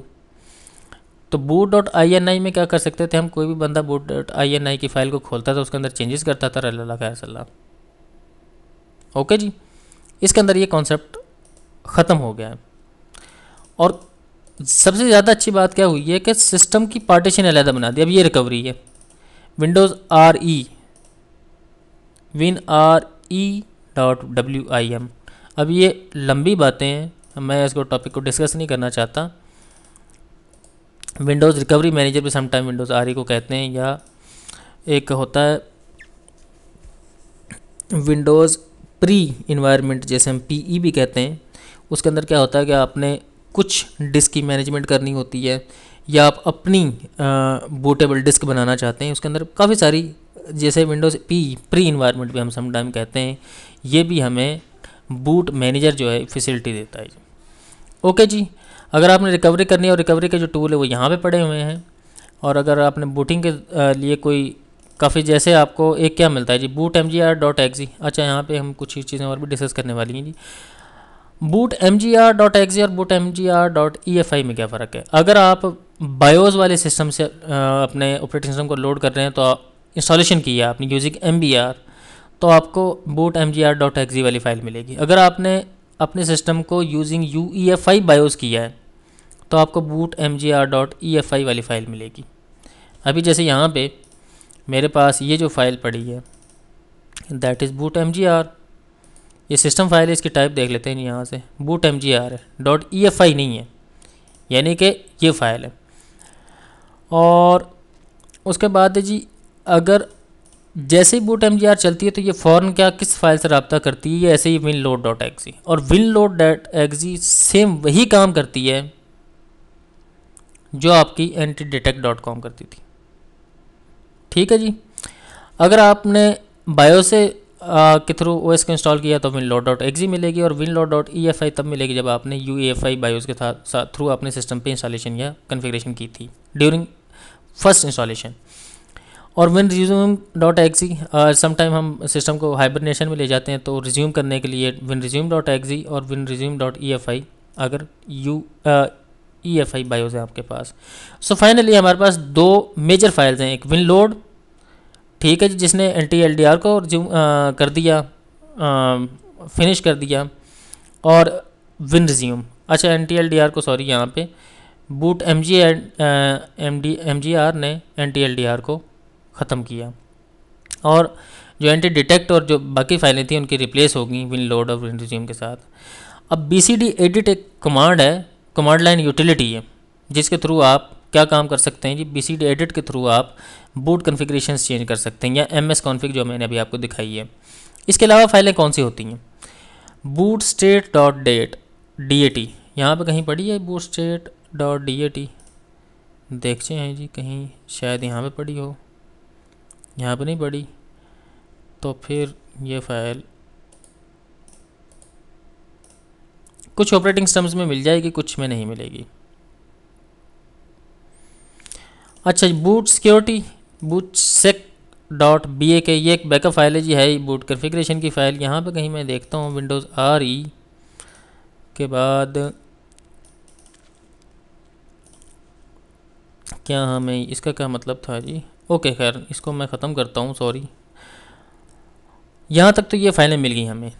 तो bootmgr ने क्या किया, रिप्लेस कर दिया NTLDR को, और उसकी जगह पे bootmgr हमें मिल गया। और bootmgr ने फिर जिन फाइलों पे डिपेंड करना है, दैट इज़ winload और winresume, ठीक है जी, इसको चेंज करना है, इसके में कुछ कन्फिग्रेशंस करनी है, तो BCD edit command line utility है, और आपके पास MS config आपके पास जो है GUI, या GUI भी कहते हैं समटाइम, ये एक यूटिलिटी है। boot NXT also have information regarding booting process, contains the log information regarding boot process। For example आपका last time system successfully boot हुआ था या नहीं हुआ था, या लास्ट टाइम सिस्टम की कंडीशन क्या थी, वो सारी इन्फॉर्मेशन जो है bootstate.dat की फ़ाइल होती है, उसमें पड़ी होती है जी। नेक्स्ट स्लाइड पे मूव करते हैं जी। bootmgr stands for boot manager, इसके फीचर्स क्या क्या, मतलब ये तो सिर्फ ना हुआ कि सिर्फ आपने LTLDR को इसलिए रिमूव कर दिया के पास वो फीचर आ गए तो वही थे, तो इसने जी सेपरेट सिस्टम रिजर्व ड्राइव बनाई।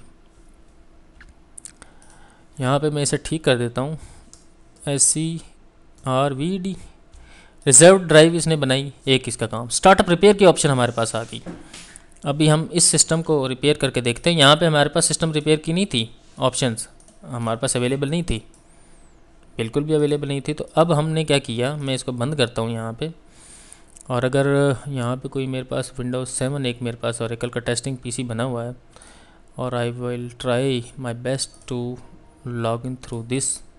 और इससे पहले मैं इस लिनक्स के पीसी को नहीं, इसकी मुझे ज़रूरत है वैसे। तो मैं क्या करता हूँ जी, इसमें 4 GB मैंने रैम दी है, तो मैं रैम को कम कर लेता हूँ ताकि हमारे पास, मैं इसको 2 GB मैक्सिमम कर लेता हूँ ताकि हमारी अपनी रिकॉर्डिंग में कोई मसला ना आए, क्योंकि ये रिकॉर्डिंग भी इट्सेल्फ काफ़ी ह्यूज जो है ना वो रिसोर्सिस लेती है ड्यूरिंग रिकॉर्डिंग। तो मेरे पास ये देखें जी, यहाँ पे विंडोज़ 7 मैंने स्टार्ट किया विंडोज़ 7 को। और विंडोज़ 7 पे अगर मैं दोबारा इंस्टॉलेशन करना चाहता हूँ, समटाइम मुझे विंडोज़ 7 में इश्यूज़ आ जाते हैं, तो what I have to do, for example मैं ऐसे करता हूँ कि मैं यहाँ पे सेटिंग में जाता हूँ, और ये कनेक्ट नहीं है, इसे मैं इसे कनेक्ट करता हूँ। अगर ये कनेक्ट हो जाता है मेरे पास, क्या मेरे पास कनेक्ट हुआ, और सेटिंग्स में जाकर मैं काम कर लेता हूँ, क्या मेरे पास ओके कनेक्टेड पावर ऑन, और इसको मैं ना करता हूँ स्टार्ट इसके थ्रू।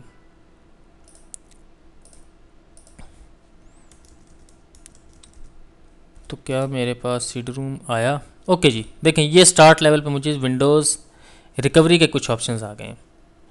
सेफ मोड मैं जाता हूँ इसमें, या मेरे पास Windows pre environment, Windows PE भी जैसे कहते हैं, ये भी अवेलेबल है।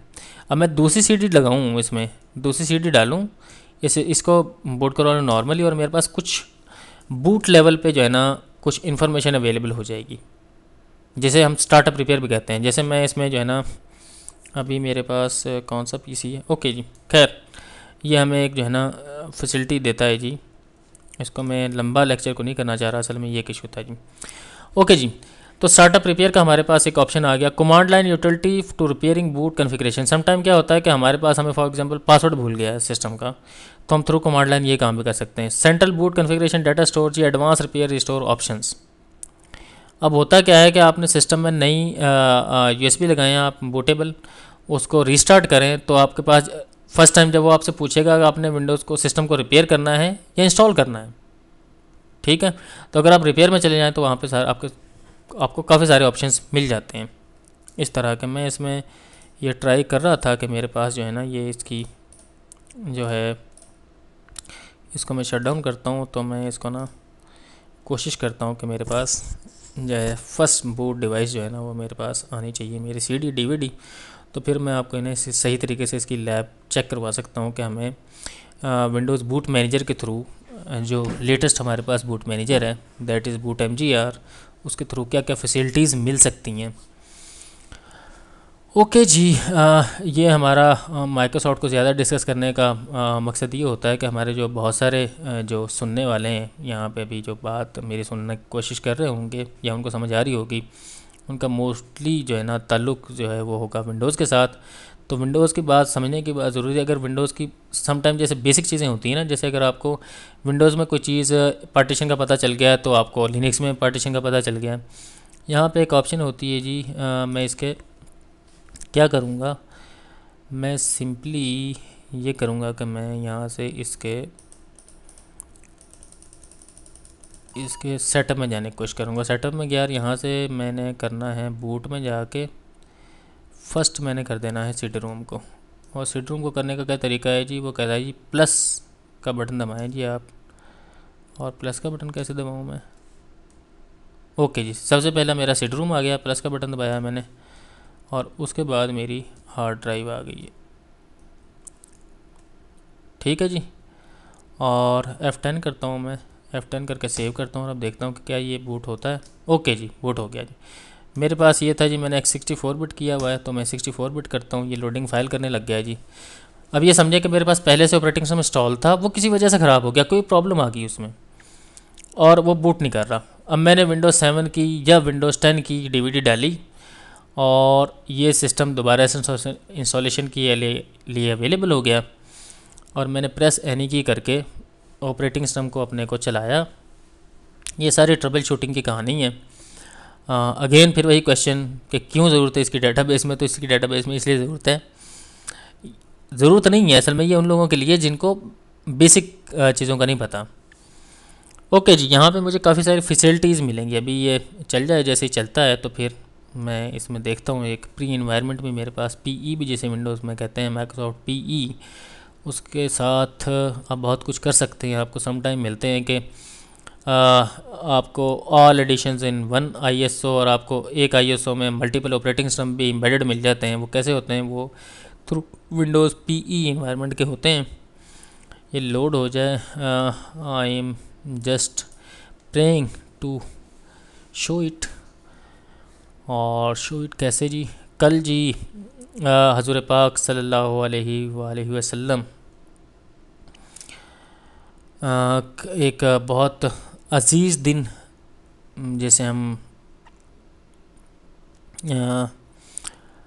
ख़त्म नबूवत कहूँगा या मैं क्या कहूँगा, एंड आज मेरी जो है कल छुट्टी है, तो आज मैंने सोचा कि क्यों ना हम जो है, ओके जी, यहाँ पे Windows Microsoft Windows system recovery मैं नंबर 6 वाला, यहाँ पे मुझे डिस्क पार्ट की वो भी मिल रही है फैसिलिटी, कमांड प्रॉम्प्ट की फैसिलिटी भी मिल रही है। डिस्क पार्ट एक यूटिलिटी जिसके थ्रू आप डिस्क को मैनेज कर सकते हैं। आपका अगर पार्टीशन टेबल हो गया तो डिस्क पार्ट के थ्रू वो फिक्स कर सकते हैं आप, यानी कि MBR GPT का पार्टीशन टेबल उठ गया तो डिस्क पार्ट के थ्रू सही कर सकते हैं।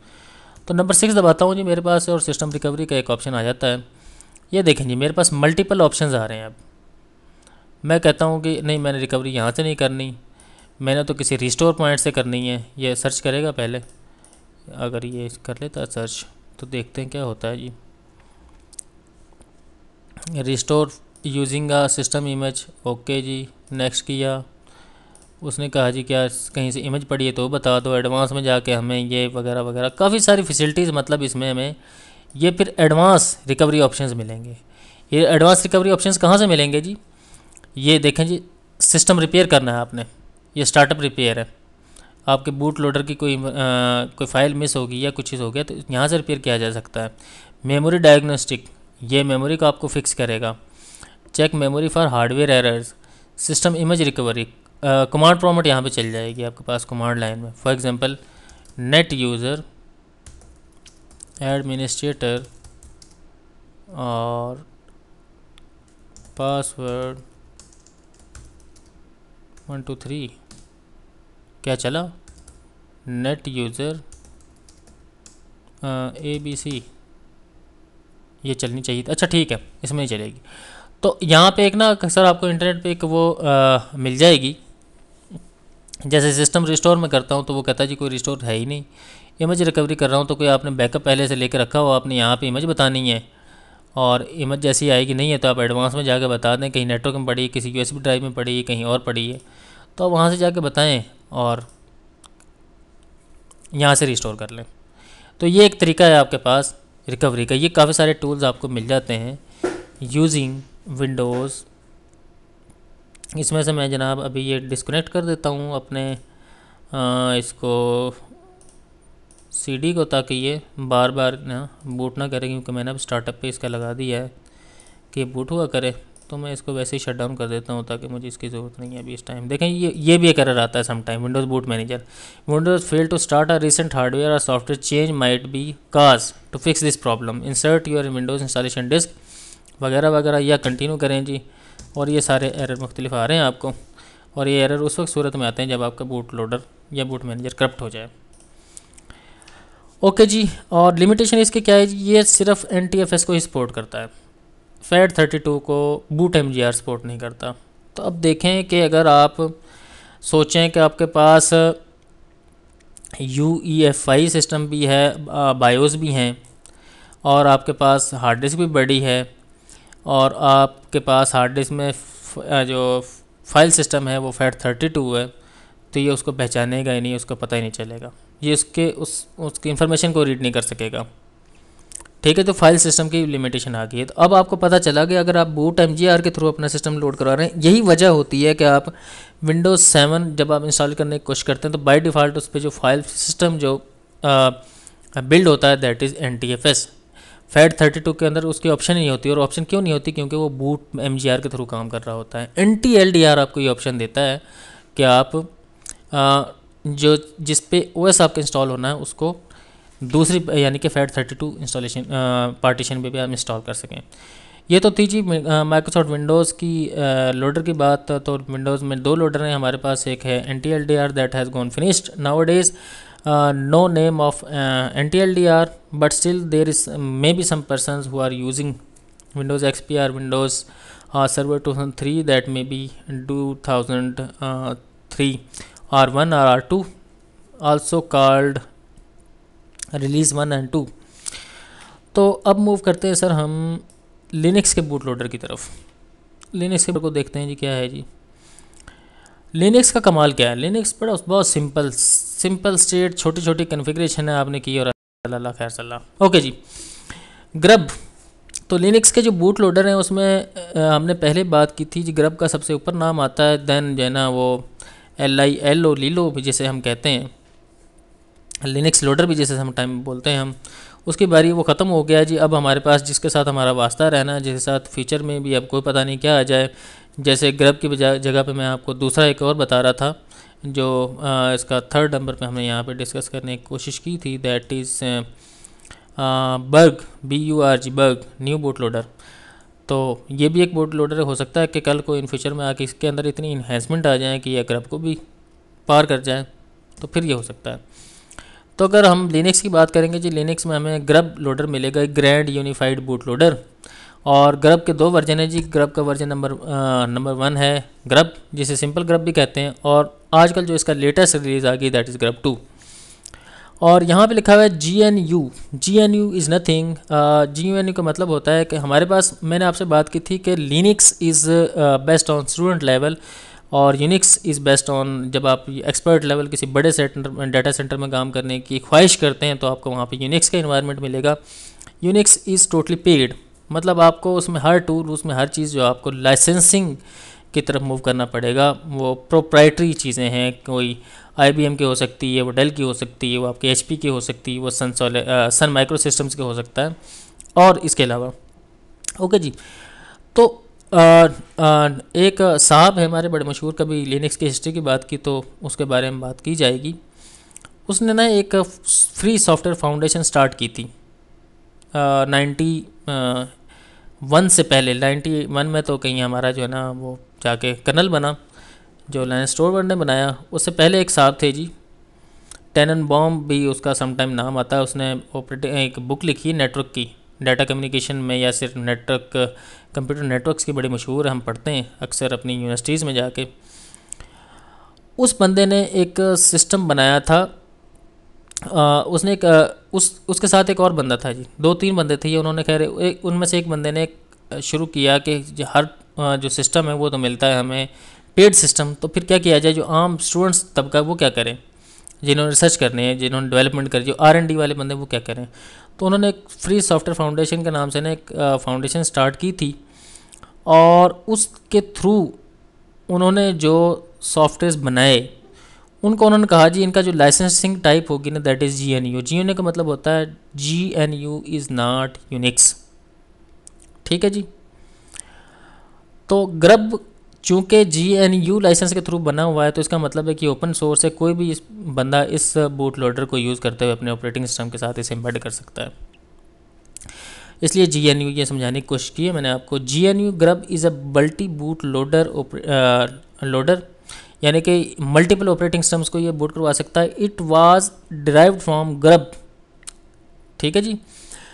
The grand unified boot loader which was originally designed and implemented by Erich Stefan Boleyn. ये इसका नाम ही बड़ा मुश्किल है जी, मुझे पढ़ना ही नहीं आ रहा, खैर मैंने लिख दिया था यहाँ पे स्टेफन, मैं इसे मोस्टली जो है इसे पुकारता हूँ।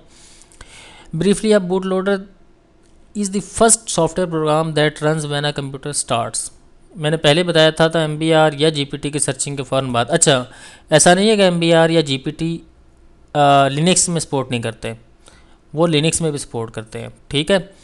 तो लोडर पे आके बात चेंज होनी है, उससे पहले सब सेम है। It is responsible for loading and transferring control to the operating system kernel software such as Hurd और Linux. The kernel in turn initialize the rest of operating system EGGNU। इसका मतलब है कि जो है ना, जो बाकी का ऑपरेटिंग सिस्टम है, जब कर्नल जैसे ही मेमोरी के ऊपर लोड होगा तो बाकी जो चीज़ें हैं वो लोड करनी है, आपके कर्नल ने एप्लीकेशंस को लोड करना है। तो कर्नल को लोड करने के लिए बूट लोडर रिक्वायर होता है, और बूट लोडर हमारे पास लिनक्स में ग्रब और फिर ग्रब के बाद ग्रब 2 है। ये कहाँ पे होता है जी? आप देखें जी, मज़े की बात है, आपके पास सिंपल से एक छोटी सी डायरेक्टरी है, मैंने इसीलिए इसे खोल के रखा है। चाहे आपके पास CentOS 7 है, आपके पास फेडोरा है, आपके पास जो मर्जी ऑपरेटिंग सिस्टम है, आपने सिंपली क्या करना है, मैं इस सिस्टम को करता हूँ ओपन। ये मेरे पास एक ओरेकल लिनक्स है जी, ऑपरेटिंग सिस्टम पहले से इंस्टॉल है। जैसे ये मैंने इस लैब के लिए, वैसे मैंने अपनी कन्फिग्रेशन के लिए रखा हुआ था। फाइल सिस्टम में मैं गया। अब लिनक्स में ये होता है कि पार्टीशंस नहीं होती, रूट होता है, रूट के अंदर सारी डायरेक्टरी काम कर रही होती हैं। जैसे ये मेरी एक पार्टीशन है डिस्क 1, डिस्क 2 भी एक पार्टीशन है। यहाँ पर देखेंगे ये स्लैश बना हुआ है, इसका मतलब है रूट, रूट के अंदर अंडर सारी पार्टीशंस आती हैं, हमें यहाँ पे फोल्डर के तौर पर नज़र आती है। यहाँ पे एक पार्टीशन हमारे पास बूट है, जिसे हम ड्यूरिंग इंस्टॉलेशन बनाते हैं। और बूट को अगर खोलें तो यहाँ पे एक फ़ाइल पड़ी हुई है जी, जैसे हम ग्रब, मैं कहता हूँ इसे एक फ़ोल्डर ग्रब, बूट के अंदर एक फ़ोल्डर हमें मिला ग्रब, और ग्रब के अंदर हमारे पास एक फ़ाइल है जी कहीं grub.conf। इस फाइल को कैसे खोलना है जी? इसको ओपन इन टर्मिनल में करता हूँ यहाँ पे फ़ाइल, और पहले मुझे मूव करना पड़ेगा, अगर मुझे पासवर्ड याद है तो यहाँ पे vim grub.conf ये फ़ाइल खोली, और इस फाइल के अंदर जनाब ये इन्फॉर्मेशन लिखी हुई है पूरी। आपके ऑपरेटिंग सिस्टम ने क्या लिखा हुआ है जी इसके अंदर? Boot is equal to dev, dev का मतलब है डिवाइस, ठीक है। जितने भी आपकी हार्ड डिस्क हैं वो डेव के अंदर आ रही होती हैं। SDA, मैंने आपसे कहा था कि साटा डिस्क को ये S कहता है, और जो आपकी ID हार्ड ड्राइव है उनको HD कहता है, ये HDA, HDB, HDC। और अगर आपके पास साटा हार्ड ड्राइव है या SCSI हार्ड ड्राइव है या कोई भी सीरियल इंटरफेस वाली डिवाइस है, उसको ये S कहता है। वो कहता है जी डिफ़ॉल्ट जो है ना 0 टाइम, और 5 सेकंड का टाइम लेता है जी। Splash image is equal to, ये एक इमेज का इसने पाथ रखा हुआ है, इस पाथ को अगर आप चेंज करें तो आप अपनी तस्वीर भी लगा सकते हैं। Hidden menu, title Oracle Linux server unbreakable enterprise Linux, ठीक है। क्या आप इसे चेंज कर सकते हैं? यस कर सकते हैं। यहाँ पे आई का बटन दबाएं, इसको चेंज करें। और रूट है जी, रूट इसका क्या है जी? HD 0 और 0 कर्नल, ये सारी इसकी इन्फॉर्मेशन लिखी हुई है, मॉड्यूल, और ये पूरी मतलब एक इन्फॉर्मेशन लिखी हुई है जिसने एक सिंगल फाइल के अंदर आपका सब कुछ। कोई आपको एंटी डिटेक्ट की ज़रूरत नहीं है, कोई आपको जनाब वो विन लोड की ज़रूरत नहीं है। एक फ़ाइल है grub.conf और उसके अंदर सारी कन्फिग्रेशन लिखी हुई है, ठीक है जी। ये है लिनक्स का मज़ा। और इस कन्फिग्रेशन को आप, सबसे बड़ी अच्छे की मज़े की बात ये है कि आप इसको चेंज कर सकते हैं, जो मर्ज़ी इसके अंदर लिखें। ये सारी कहानी थी जी ग्रब। इसे मैं यहाँ पे इसको बंद करने का तरीका ये होता है, सॉरी, इसको बंद करने का तरीका है जी Q और एंटर करें।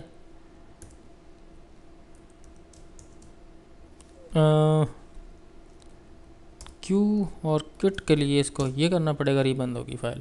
बस इतनी कहानी थी जी। ये है जी लिनक्स का ग्रब है जी, और ग्रब की कन्फिग्रेशन।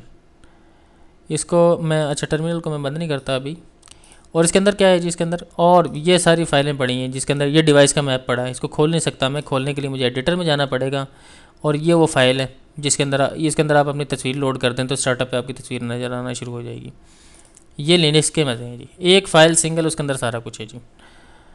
और जिसके अंदर कुछ ऐसे ऑपरेटिंग सिस्टम है जहाँ पे आपको ये वाली फ़ाइल मिलेगी जी grub2 के नाम से, और grub.cfg, ठीक है। मोस्टली आपको grub.conf के नाम से मिलेगी। कुछ ऐसे ऑपरेटिंग सिस्टम होंगे जहाँ पे आपको मुख्तलिफ डिस्ट्रीब्यूशंस हैं, लेकिन grub.cfg, grub.conf, कुछ जगह पे ये फ़ाइल यहाँ पे, क्योंकि एक यहाँ पे एक डायरेक्टरी होती है, पार्टीशन है, दैट इज़ etc, इसके अंदर ना कन्फिग्रेशन पड़ी होती है सारी। और यहाँ पे भी कहीं ग्रब अगर कहीं लिखा हो grub.d, ठीक है, तो यहाँ पे भी लिनक्स बूट लिखा हुआ है। इसको खोल के देखता हूँ क्या खुलता है ये। डिस्प्ले, क्या डिस्प्ले हुआ नहीं हुआ। जी एडिट के थ्रू खोलने की कोशिश करता हूँ। लो जी, इसके अंदर भी वही इन्फॉर्मेशन लिखी हुई है काफ़ी सारी, और इसके अंदर अपना प्रोग्राम या आप लिख के बहुत कुछ कर सकते हैं। इतना कुछ क्या आप सोच नहीं सकता बंदा। ये लिमिटेशंस है माइक्रोसॉफ्ट में आपको जो नहीं, वहाँ पे जो वो चीज़ें हैं जो आपको माइक्रोसॉफ्ट में नहीं मिलती, वहाँ पे बहुत लिमिटेशंस हैं, क्योंकि आपके पास कुछ नहीं, आपके हाथ में कुछ नहीं होता। तो सर जी ये, और सॉरी अगेन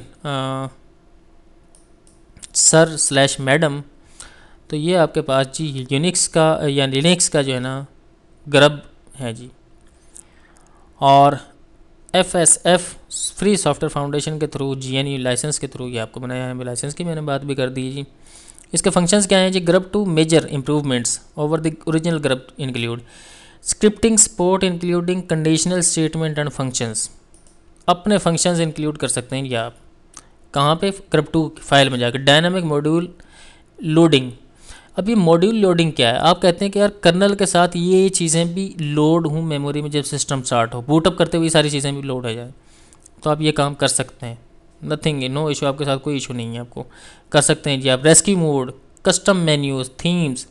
आप लिनक्स में एक होता है स्टार्टअप मोड, क्या आपने इसके स्टार्टअप का लेवल क्या रखना है, जैसे हम इनिट लेवल्स भी समटाइम बोलते हैं, या स्टार्टिंग लेवल भी हम समटाइम बोलते हैं। वो हमारे पास 5 या 6 हैं, जिसमें हम चाहते हैं कि स्टार्ट हो जब सिस्टम हमारे पास डेस्कटॉप पे ग्राफिक्स ना आए, सिर्फ हमारा डायरेक्टली जो है ना शेल पे जाकर सिस्टम लोड हो जाए, तो ये काम कर सकते हैं। थीम लगाने हैं आपने स्टार्टअप पे, ग्राफिकल बूट मेन्यू बनाना है। फॉर एग्जांपल यहाँ पे एक लिंक दिया हुआ है, अगर ये खुल जाता है मेरे पास कहीं,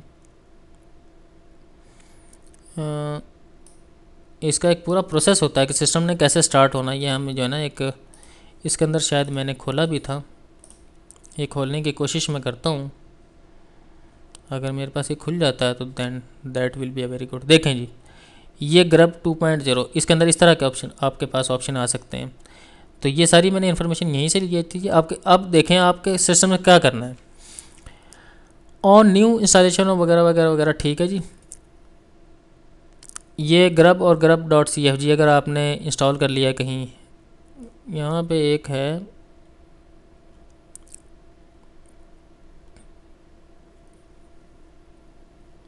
grub to loads before any operating system. Its module components are loaded on as needed basis. ठीक है जी। Menu display behaviour is generally determined by setting etc default और ग्रब। यहाँ पे जाके सेटिंग करें। इनिशियल डिफ़ॉल्ट क्या होगा जी, if no other operating system is detected GRUB two will load straight into default operating system. जैसे मैंने आपको बताया था कि अगर आपको boot.ini की फाइल नहीं मिलेगी तो डायरेक्ट जो भी पहला ऑपरेटिंग सिस्टम पार्टीशन पे पड़ा होगा उसे लोड कर देना है। तो ये भी ऐसे करता है। ये काफ़ी इन्फॉर्मेशन लिखी हुई है इस के ऊपर, आप जाके इसे देख सकते हैं। अच्छा, यहाँ पे और एक, ये तो सारी कहानी होगी जी ग्रब के बारे में। अब एक इशू आता है समटाइम हमें, ये मैं बता भी देता हूँ आपको लिख के। इशू ये आता है कि आपके पास, आपने ड्यूल बूट ऑपरेटिंग सिस्टम किया, आपके पास एक विंडोज़ थी, विंडोज़ फॉर एग्जांपल आपके सर्वर 2012 या 2016 है, आपके पास R1 रिलीज़ 1 जो कि अवेलेबल है, हमारे पास R2 तो अभी आई नहीं। ये ऑपरेटिंग सिस्टम आपने इंस्टॉल किया हुआ था फॉर एग्जांपल पार्टीशन C पे, ठीक है। अब आपने कहा जी मैंने इसके ऊपर लिनक्स 6.9 इंस्टॉल करनी है, ओरेकल लिनक्स, ओरेकल लिनक्स 6.9 भी इंस्टॉलेशन आप करना चाह रहे हैं। और ओरेकल लिनक्स 6.9 इंस्टॉलेशन करने के लिए आपको क्या करना पड़ेगा, आपको अनपार्टीशन स्पेस चाहिए, वो भी आपने ले ली और आपने उस पर इंस्टॉलेशन कर दी। अब जब आपका सिस्टम चल रहा है तो ये क्या करेगा, ग्रब क्या करता है, ग्रब क्या करता है, MBR के ऊपर अपनी जगह बना लेता है, वहाँ पे लोड हो जाता है, ठीक है जी। क्योंकि इस जाहिर ग्रब का भी अपना पार्टीशनिंग स्टाइल है, फिर जैसे इसका है नहीं, MBR तो रहेगा, MBR के ऊपर ग्रब लोड हो जाएगा, तो एक लॉजिकली स्पेस क्रिएट कर देता है वहाँ पे। तो सम टाइम आपको क्या इशू आता है कि जब आप विंडोज़ को अनइंस्टॉल करेंगे तो हो सकता है आपकी लिनक्स भी चलना बंद हो जाए, या लिनक्स को अनइंस्टॉल करेंगे तो हो सकता है आपकी विंडोज़ भी चलना बंद हो जाए। तो फिर आपने क्या करना होता है, अपने ग्रब को जो है ना उसके MBR रीबिल्ड के, जैसे मैंने आपको स्विचेस बताए थे कि आप इसकी ट्रबल शूटिंग कर सकते हैं, वहाँ पे MBR के कमांड्स बने और आप ग्रब को रिमूव करते हैं वहाँ से। ठीक है, आपने पार्टीशन टेबल से उसको MBR से मास्टर बूट रिकॉर्ड जो है उसके ऊपर जब ग्रब बैठा होता है वहाँ से आप इसकी इन्फॉर्मेशन को ख़त्म कर देते हैं, रिमूव कर देते हैं मुख्तलिफ स्विचेस के थ्रू। ठीक है, या कुछ लोग कहते हैं कि जनाब हमने तो पूरा सारा कुछ ही उड़ाओ, ख़त्म करो और अल्लाह खैर सल्ला। ठीक है, आप लिनक्स से पार्टीशन भी उड़ा देंगे ना, वो ग्रब ने तब भी रिमूव नहीं होना। तो ग्रब को रिमूव करने के लिए आपको मुख्तलिफ स्विचेस अवेलेबल होते हैं। ये आपको एक इशू आ सकता है, मैं पहले से आपको बता रहा हूँ, लेकिन इस इशू को रिजॉल्व करना नो इशू, कोई बहुत बड़ा इशू नहीं है, बहुत आसान है। और आपको वैसे भी आजकल वर्चुअलाइजेशन का ज़माना है, तो क्या ज़रूरत है आपको dual boat operating system install करने की, जिसकी वजह से आपकी विंडोज़ भी ज़ाया हो आप। लेकिन अगर कोई ऐसा सिनेरियो है, अगर आपको ये लग रहा है कि भाई ऐसा हो गया है, सम टाइम होता है कि जैसे मैं इस लैपटॉप पे इंस्टॉलेशन करना शुरू कर दूं तो फिर ये आपको इशू आ जाएगा। और अगर इशू आ जाएगा तो आपने क्या करना, कुछ भी नहीं, जस्ट 2-3 कमांडें लगानी है और बस चीज़ें ख़त्म। तो इस चीज़ को करना ज़रूर है आपने। अभी मेरे पास चूँकि एक लंबा प्रोसेस है, ये देखें ये थीम लगे हुए हैं मुख्तलिफ, उबंटू ये वाला एक थीम लगा हुआ है, ये थीम लगा हुआ है, ये हम खुद इम्बेड कर सकते हैं अपनी मर्ज़ी से।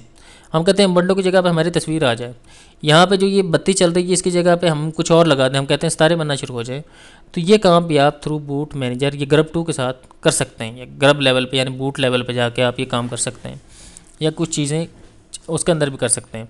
ये देखें grub manual themes external links हैं ये, कि आपको ये काम करने हैं तो आपको ये सारी इन्फॉर्मेशन पड़ी हुई है। यहाँ से आपने टेक्स्ट का टाइटल चेंज करना है जी, ये कर सकते हैं। आपने डेस्कटॉप की इमेज चेंज करनी है, आप डिफ़ॉल्ट इमेज चाहते हैं कि ये वाली आया करे, ये सारा कुछ कर सकते हैं। ये सारी फैसिलिटीज़ आपके अवेलेबल हैं। मैं इसके डीप उसमें नहीं जाता, लेकिन मैं इस बात को यहीं पे एंड करता हूँ। अगर कोई चीज़ और है, ओके जी, ये एक बड़ी इंपॉर्टेंट इन्फॉर्मेशन थी जो मिस हो जानी थी अभी। ये इन्फॉर्मेशन क्या है? This information is nothing.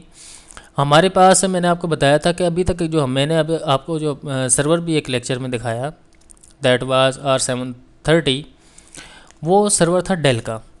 तो डेल तो सिर्फ सर्वर्स नहीं बना रहा ना, तो सर्वर्स और भी, और ये सर्वर क्या थे जी, इनकी एक आर्किटेक्चर है।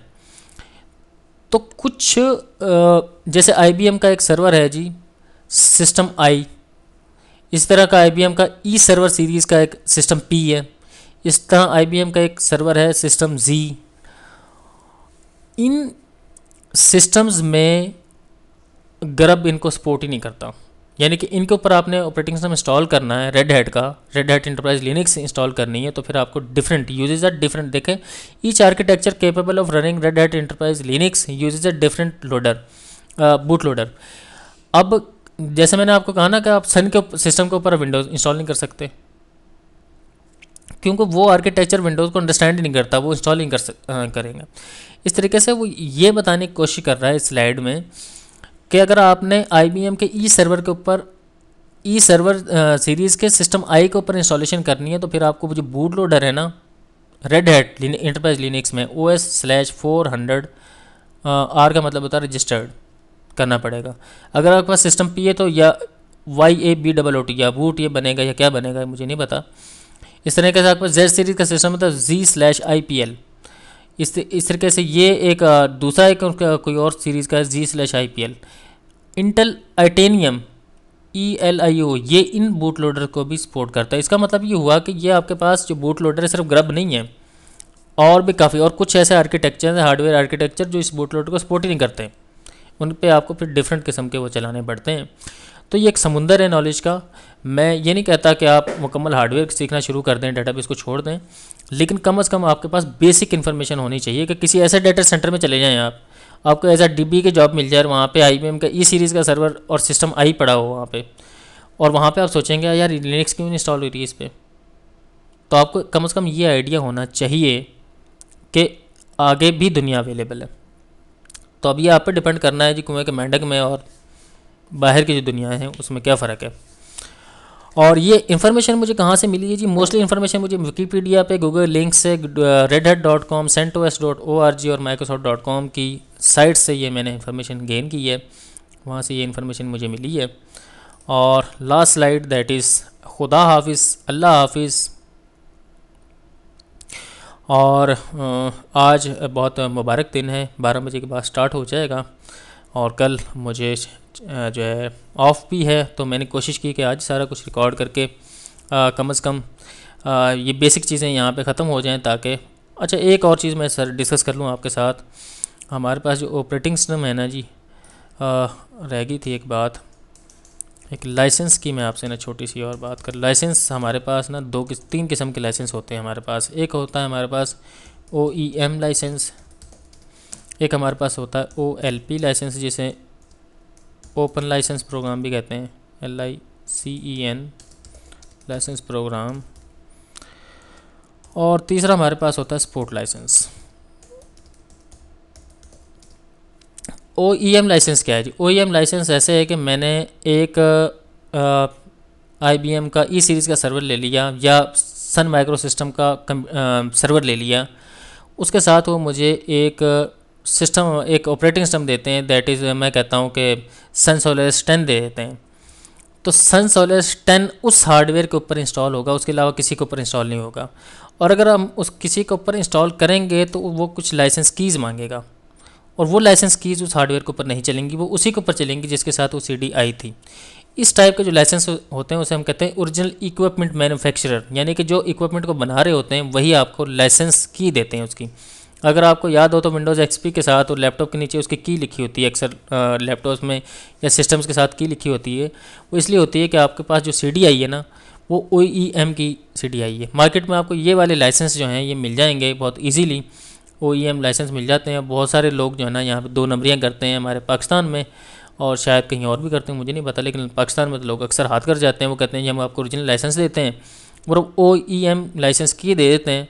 समटाइम वो जो है ना किसी तरीके से वो क्या करते हैं, 2 नंबरियाँ अल्लाह जानता है, वो चला देते हैं और पता चलता है कि जनाब एक छापा पड़ा और आपको माइक्रोसॉफ्ट वाले या कोई और जनाब वो उठा के ले गए कि भाई बताएं कि आपने कैसे इसको की को आपने इसको एक्टिवेट किया है।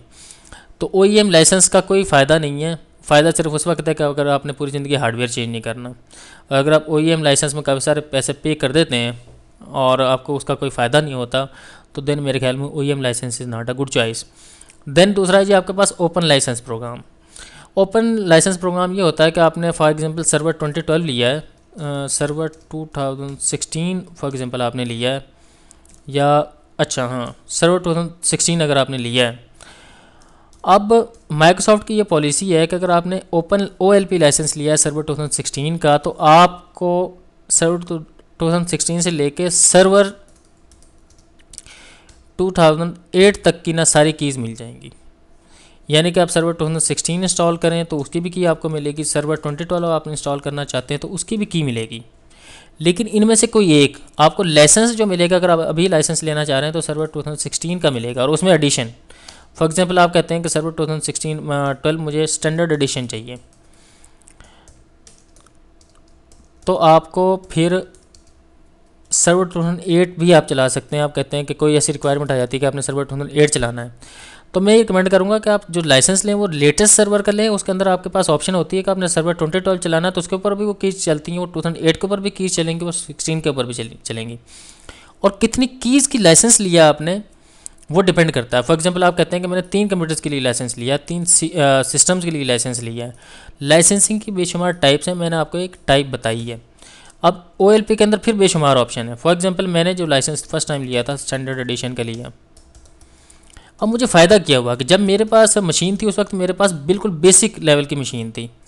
बाद में मैंने मशीन को चेंज कर लिया, वही ऑपरेटिंग सिस्टम मैंने दूसरे सिस्टम पे अपने R720 पे मैंने इंस्टॉल कर लिया, 730 पे इंस्टॉल कर लिया।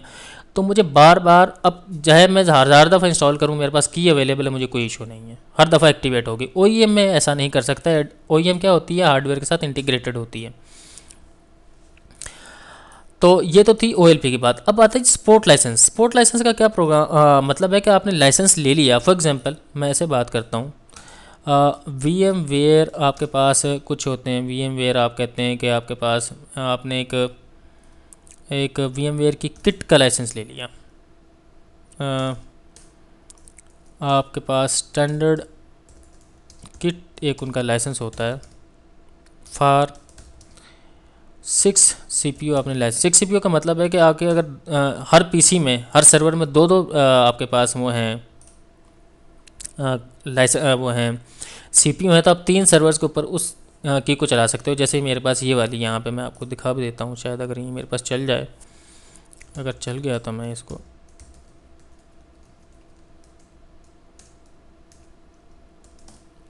अगर चल गया तो मैं आपको दिखा देता हूँ कि जो मेरे पास इसका लाइसेंस है वो कौन सा है। ये नहीं चल रहा है, इसको चलें ऐसे तो ऐसे से ही यहाँ से एक्सेस कर लेते हैं। और यहाँ पे मेरे पास होस्ट, और होस्ट में कहीं मेरे पास लाइसेंसिंग की इन्फॉर्मेशन भी आ रही होगी। मैनेज सर्विसेज, और लाइसेंसिंग इन्फॉर्मेशन आ रही है। तो मेरे पास जी VMware vSphere 6 एसेंशियल प्लस है। ये की जो आपको नज़र आ रही है कि इसकी है नहीं, ये इनक्रिप्टेड की, ये चेंज हो जाएगी। ये ना सोचिएगा कि जनाब ये की लगाएंगे और आपके पास भी चलना शुरू हो जाएगी, ऐसा जो है ना गलती ना कीजिएगा। खैर, बताने का मकसद ये है कि मेरे पास ये वाला लाइसेंस है जी VMware vSphere 6 प्लस। इसके मैंने एक वन टाइम कॉस्ट पे कर दी है। अब ये मेरे पास आ गया है, अब मैं इसको यूज़ कर रहा हूँ और यूज़ करते हुए मुझे कुछ प्रॉब्लम्स आती हैं। तो प्रॉब्लम्स आती हैं, या तो मैं खुद फिक्स करूँ, या मैं VMware के साथ ही कांटेक्ट करूं और उनसे कहूं कि यार मुझे ना हर साल आप ना इसकी सपोर्ट भी दिया करो। तो वो मुझसे कहेंगे अच्छा ठीक है यार, ये जो हमने आपको सॉफ्टवेयर दिया था ना, ये तो आपको दिया था कि आप इसको यूज़ करें, उसके अलावा हमने कुछ नहीं दिया आपको। अगर आप इसकी सपोर्ट चाहते हैं तो फिर हमसे आप सपोर्ट का लाइसेंस कर लें या लाइसेंस एग्रीमेंट कर लें। तो इस तरह के लाइसेंस को कहते हैं हम सपोर्ट का लाइसेंस। अगर आपने ओरेकल डेटाबेस ले ली है, फॉर एग्जांपल आपने ले ली है कि आपने 11G डेटाबेस का लाइसेंस ले लिया है, और 11G डेटाबेस का लाइसेंस लेने के बाद वो डेटाबेस तो आ गया, अब उसके अपडेट्स भी आ रही होती हैं, वो इंस्टॉल नहीं होंगी, यस हो जाएंगी, या अपडेट्स इंस्टॉल करते हुए कोई इशू आ गया आपको और इशू आप फिक्स नहीं कर पा रहे, तो फिर आप ओरेकल वालों से जब कांटेक्ट करेंगे तो वो कहेंगे आप हमारे साथ सपोर्ट का लाइसेंस एग्रीमेंट करें। तो सपोर्ट का मतलब है कि आपको जब इश्यूज़ आते हैं उनको फिक्स करना होता है आपने। और OLP लाइसेंस मैं रिकमेंड करता हूँ कि OLP, चाहे आपने किसी भी सॉफ्टवेयर का लाइसेंस लेना है ना, तो आप OLP लाइसेंस की तरफ जाएँ। आप ये ऐसे ही जैसे मैं सिमेंटिक का सर्वर आपने एंड पॉइंट लेना है तो उसमें भी OLP लाइसेंस है आपके पास। आपने कैस्परस्काई का एंड पॉइंट प्रोटेक्शन का लाइसेंस लेना है, उसमें भी आपके पास OLP लाइसेंस है। तो आपके पास डिफरेंट ऑप्शंस अवेलेबल हैं। ये मैंने लाइसेंसिंग की बात सिर्फ आपको बतानी थी कि आप जब हमने अब नेक्स्ट लेक्चर में हमने सिर्फ इंस्टॉलेशन करनी है ऑपरेटिंग सिस्टम की। तो ऑपरेटिंग सिस्टम की इंस्टॉलेशन से पहले आपको लाइसेंसिंग का पता होना ज़रूरी है। आपने OLP लाइसेंस लेना है, आपने स्पोर्ट लाइसेंस लेना है। Sport license is simply sport license is nothing but the support of your software. अब लिनक्स में क्या है, लिनक्स में क्या है जी, लिनक्स में ये है कि आपके पास जो है ना, आपने CentOS अगर इंस्टॉल करना है, आप चाहते हैं कि जनाब आप ओरेकल लिनक्स, अभी हम 6.5 पे सारी लैब्स करेंगे, लेकिन अगर आप ओरेकल DB12C पे अगर मूव करते हैं ना, तो वहाँ पे आपको ओरेकल लिनक्स 7 पे ये काम करना है। 7.x मैं कह रहा हूँ कि 1 2 3 4 तक आ गई है ओरेकल लिनक्स 7। तो आप ये सोच रहे होंगे कि मैं क्यों ये इस पे जाना चाह रहा हूँ 6.5 पे। सिर्फ 6.5 यानी कि 6 की सीरीज़ जो थी, ये 6.1 2 3 4 5 6 अप टू 9 ये फुली कंपेटिबल हैं ओरेकल 11G DB के साथ। जबकि 12C जो है ना वो आई थी उस वक्त, 12C जो है ना फुली कंपेटिबल है 7 के साथ। तो कुछ लोग अगर जो ओरेकल लिनक्स 7 पे जाना चाह रहे हैं, या रेड हैट 7 पे जाना चाह रहे हैं, या CentOS 7 पे जाना चाह रहे हैं, उनके लिए रिकमेंड ये होगा कि वो ओरेकल DB12C पे ये काम करें। अगर 11G को यूज़ करना है तो वो ओरेकल लिनक्स के 6 अप टू 9 तक जो है ना जा सकते हैं। 6.1 से लेकर अप टू 9 तक किसी भी एक फ्लेवर उसको वर्जन को इंस्टॉल कर लें और उस पर काम करें। अच्छा, अब इसमें क्या है, इसमें यह है कि ओरेकल ये कहता है कि हमारा ऑपरेटिंग सिस्टम फ्री है यार, मतलब आप इसे यूज़ करें, हम कोई इस पर जो है ना कोई रिस्ट्रिक्शन नहीं है। लेकिन अगर आपने इसको अपडेट करना है, यानी कि जो जैसे ही की कंडीशन में आपके पास अवेलेबल, अगर आपने इसे अपडेट करना है तो आपको हमारा लाइसेंस लेना होगा, वो मिनिमल सी प्राइस होती है।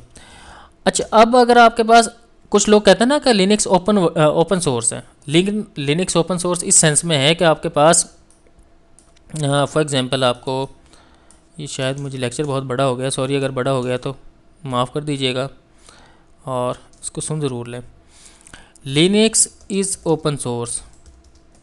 तो ओपन सोर्स का मतलब ये नहीं है कि जनाब आपको, लिनक्स ओपन सोर्स का मतलब है कि अगर आपके पास ओरेकल लिनक्स 6.1 या 6.2 या फॉर एग्जांपल 5 है, ये इमेज मुझे इंटरनेट से मिला, ये मैंने इंस्टॉल कर लिया। अब इस इमेज के अंदर कोई इश्यूज़ हो सकते हैं, हो सकता है जब मैंने इंस्टॉलेशन किया मेरे सामने नहीं आया, मैंने डेटाबेस चला दी। अब डेटाबेस चलाने के बाद मुझे पता चला कि ओएस ऑपरेटिंग सिस्टम में कोई इशू आ रहा है। मैंने उसको सर्च करने की कोशिश की, मुझे सर्च किया, मैंने नहीं मिला। ठीक है जी। जब मुझे सर्च करने के बाद भी नहीं मिला उसका कोई सोल्यूशन, तो मैंने फिर ओरेकल वालों से कांटेक्ट किया कि यार मुझे इशू आ रहा है, मुझे रिजॉल्व करके दो। उन्होंने फिर मुझसे कहना कि जनाब आप हमारे सपोर्ट का लाइसेंस खरीदें। तो फॉर एग्जांपल जैसे अगर हम बात करें इसकी, अब सपोर्ट की भी लाइफ होती है कि एक ऑपरेटिंग सिस्टम की लाइफ कब तक है। जैसे माइक्रोसॉफ्ट ने विंडोज़ एक्सपी की सपोर्ट बंद कर दी है, विंडोज़ विस्टा की सपोर्ट बंद होने वाली है, 7 की बंद होने वाली है, और अब जो आपको सपोर्ट अवेलेबल है वो 10 की अवेलेबल है। तो आपने ये भी देखना होता है कि किसी ऑपरेटिंग सिस्टम की सपोर्ट अवेलेबल भी है या नहीं है।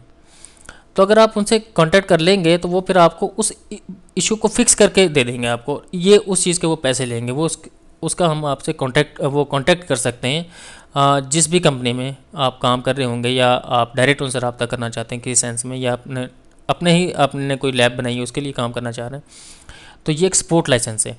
तो OEM, OLP और सपोर्ट लाइसेंस आपको अंडरस्टैंडिंग होगी। सपोर्ट लाइसेंस ये होता है कि आपको जब आप सॉफ्टवेयर ले लेते हैं या हार्डवेयर ले लेते हैं, उसके बाद जो उसमें इश्यूज़ आते हैं उसकी सपोर्ट का लाइसेंस, उसमें जो बग्स वगैरह आते हैं, जो इश्यूज़ आते हैं उनका लाइसेंस। और OLP लाइसेंस का मतलब है कि आपने वंस सॉफ्टवेयर लिया, अब उसमें ये डिपेंड करता है सॉफ्टवेयर के लाइसेंस की टाइप के ऊपर। जैसे OLP लाइसेंस अगर विंडोज़ का लें तो वो वन टाइम होता है, आपने वन टाइम कॉस्ट पे की, उसके बाद आपने कुछ पे नहीं करना, अपडेट्स आती रहेंगी जब तक वो ऑपरेटिंग सिस्टम की सपोर्ट अवेलेबल माइक्रोसॉफ्ट दे रहा है। इसी तरीके से अगर लिनक्स का लाइसेंस ले लिया आपने, लिनक्स में क्या लेना पड़ेगा आपको, सपोर्ट का लाइसेंस लेना पड़ेगा।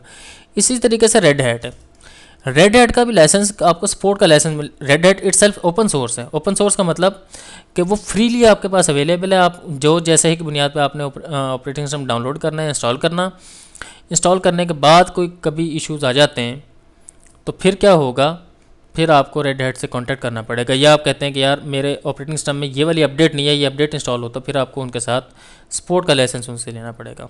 ये था जी लाइसेंसिंग की बात। तो आई थिंक सो कि ये चीज़ें समझ आ गई होंगी, नहीं समझ आई तो आप फर्दर इस पर सर्च कर सकते हैं। और इसी के साथ मैं सर अल्लाह हाफिज़ कहूँगा, और अल्लाह का नाम लेके इंशाल्लाह नेक्स्ट लेक्चर जो हमारा होगा वो इंस्टॉलेशन का होगा, और इंस्टॉलेशन के बाद हम स्टार्ट करेंगे जी first official lecture of OCA, यानी कि डेटाबेस इंस्टॉलेशन का। वैसे तो अगर मैं OCA सीरीज़ की बात करूँ तो operating system installation is included in the course outline. तो आप समझिए कि नेक्स्ट लेक्चर ही हमारा OCA का पहला लेक्चर होगा, लेकिन चूँकि टाइम कम होगा, लेक्चर लंबा, बहुत रिकॉर्ड लंबा हो जाता है, तो अभी तक जो हमें पता चला। अच्छा एक चीज़ और मैं सच भूल गया हूँ, अचानक मुझे याद आई है जी, एक लिनक्स में एक पार्टीशन होती है जिसे बायोस बूट भी कहते हैं, बायोस बूट पार्टीशन। ठीक है, इसको चलो मैं नेक्स्ट लेक्चर में डिस्कस कर लूँगा। ये पार्टीशन नथिंग, कुछ भी नहीं है। इसमें यह है कि जैसे हम UEFI को जब यूज़ करते हैं ना, तो जो सिस्टम रिजर्व्ड पार्टीशन बनती है, इस तरीके से एक छोटी सी पार्टीशन बन जाती है अलहदा से, बूट के अलावा एक बायोस बूट बनती है और एक स्लैश बूट की पार्टीशन बनती है। तो ये फास्ट बूट के लिए फिर यूज़ होती है। ये भी आपको पता चल गया जी। और अब मेरे ख्याल में आपको, और यहाँ पे मैंने एक छोटा सा कंपैरिजन शो करवाया था, ये मुख्तलिफ हमारे पास list of boot loaders available हैं, और इनका लाइसेंस क्या है, जैसे प्रोप्राइटरी है ये, ठीक है, ये फ्री नहीं है। एक कर्नल लोडर ये GPL v2 के थ्रू अवेलेबल है। AI air boot GPL v3 version 3 के थ्रू अवेलेबल है, ये मतलब फ्री अवेलेबल है। जैसे ग्रब है ये फ्री अवेलेबल है, GNU ग्रब फ्री अवेलेबल है। आई बूट यहाँ पे कहीं NTLDR प्रोप्राइटरी माइक्रोसॉफ्ट की है, और ये सारी इन्फॉर्मेशन दी हुई है। ये एक लिंक है, ये इस लिंक को आप जो है ना, मैं इसको बड़ा करके पेस्ट कर देता हूँ यहाँ पे, सॉरी Ctrl+Z करता हूँ, इस लिंक को मैं यहाँ पे नोटपैड की फ़ाइल में पेस्ट करूँगा तो ये बड़ा हो जाएगा। इसको टिल दिस टाइम मैं ये काम करता हूँ, इस लिंक पे जाएं और आपको मुख्तलिफ बूट लोडर्स की इंफॉर्मेशन मिल जाएगी। और आई थिंक हमारी बेसिक स्किल्स इनफ हो चुकी हैं, और बाकी कोई चीज़ रही तो हम टाइम के साथ साथ डिस्कस कर लेंगे। और मुझे दीजिए जी इजाज़त, अल्लाह हाफिज़। इंशाल्लाह जो है ना नेक्स्ट मुलाकात में हम ऑपरेटिंग सिस्टम की इंस्टॉलेशन से काम शुरू करेंगे, और हमारा ऑफिशियल लेक्चर इंशाल्लाह अगला ही होगा। अल्लाह हाफिज़, बाय बाय।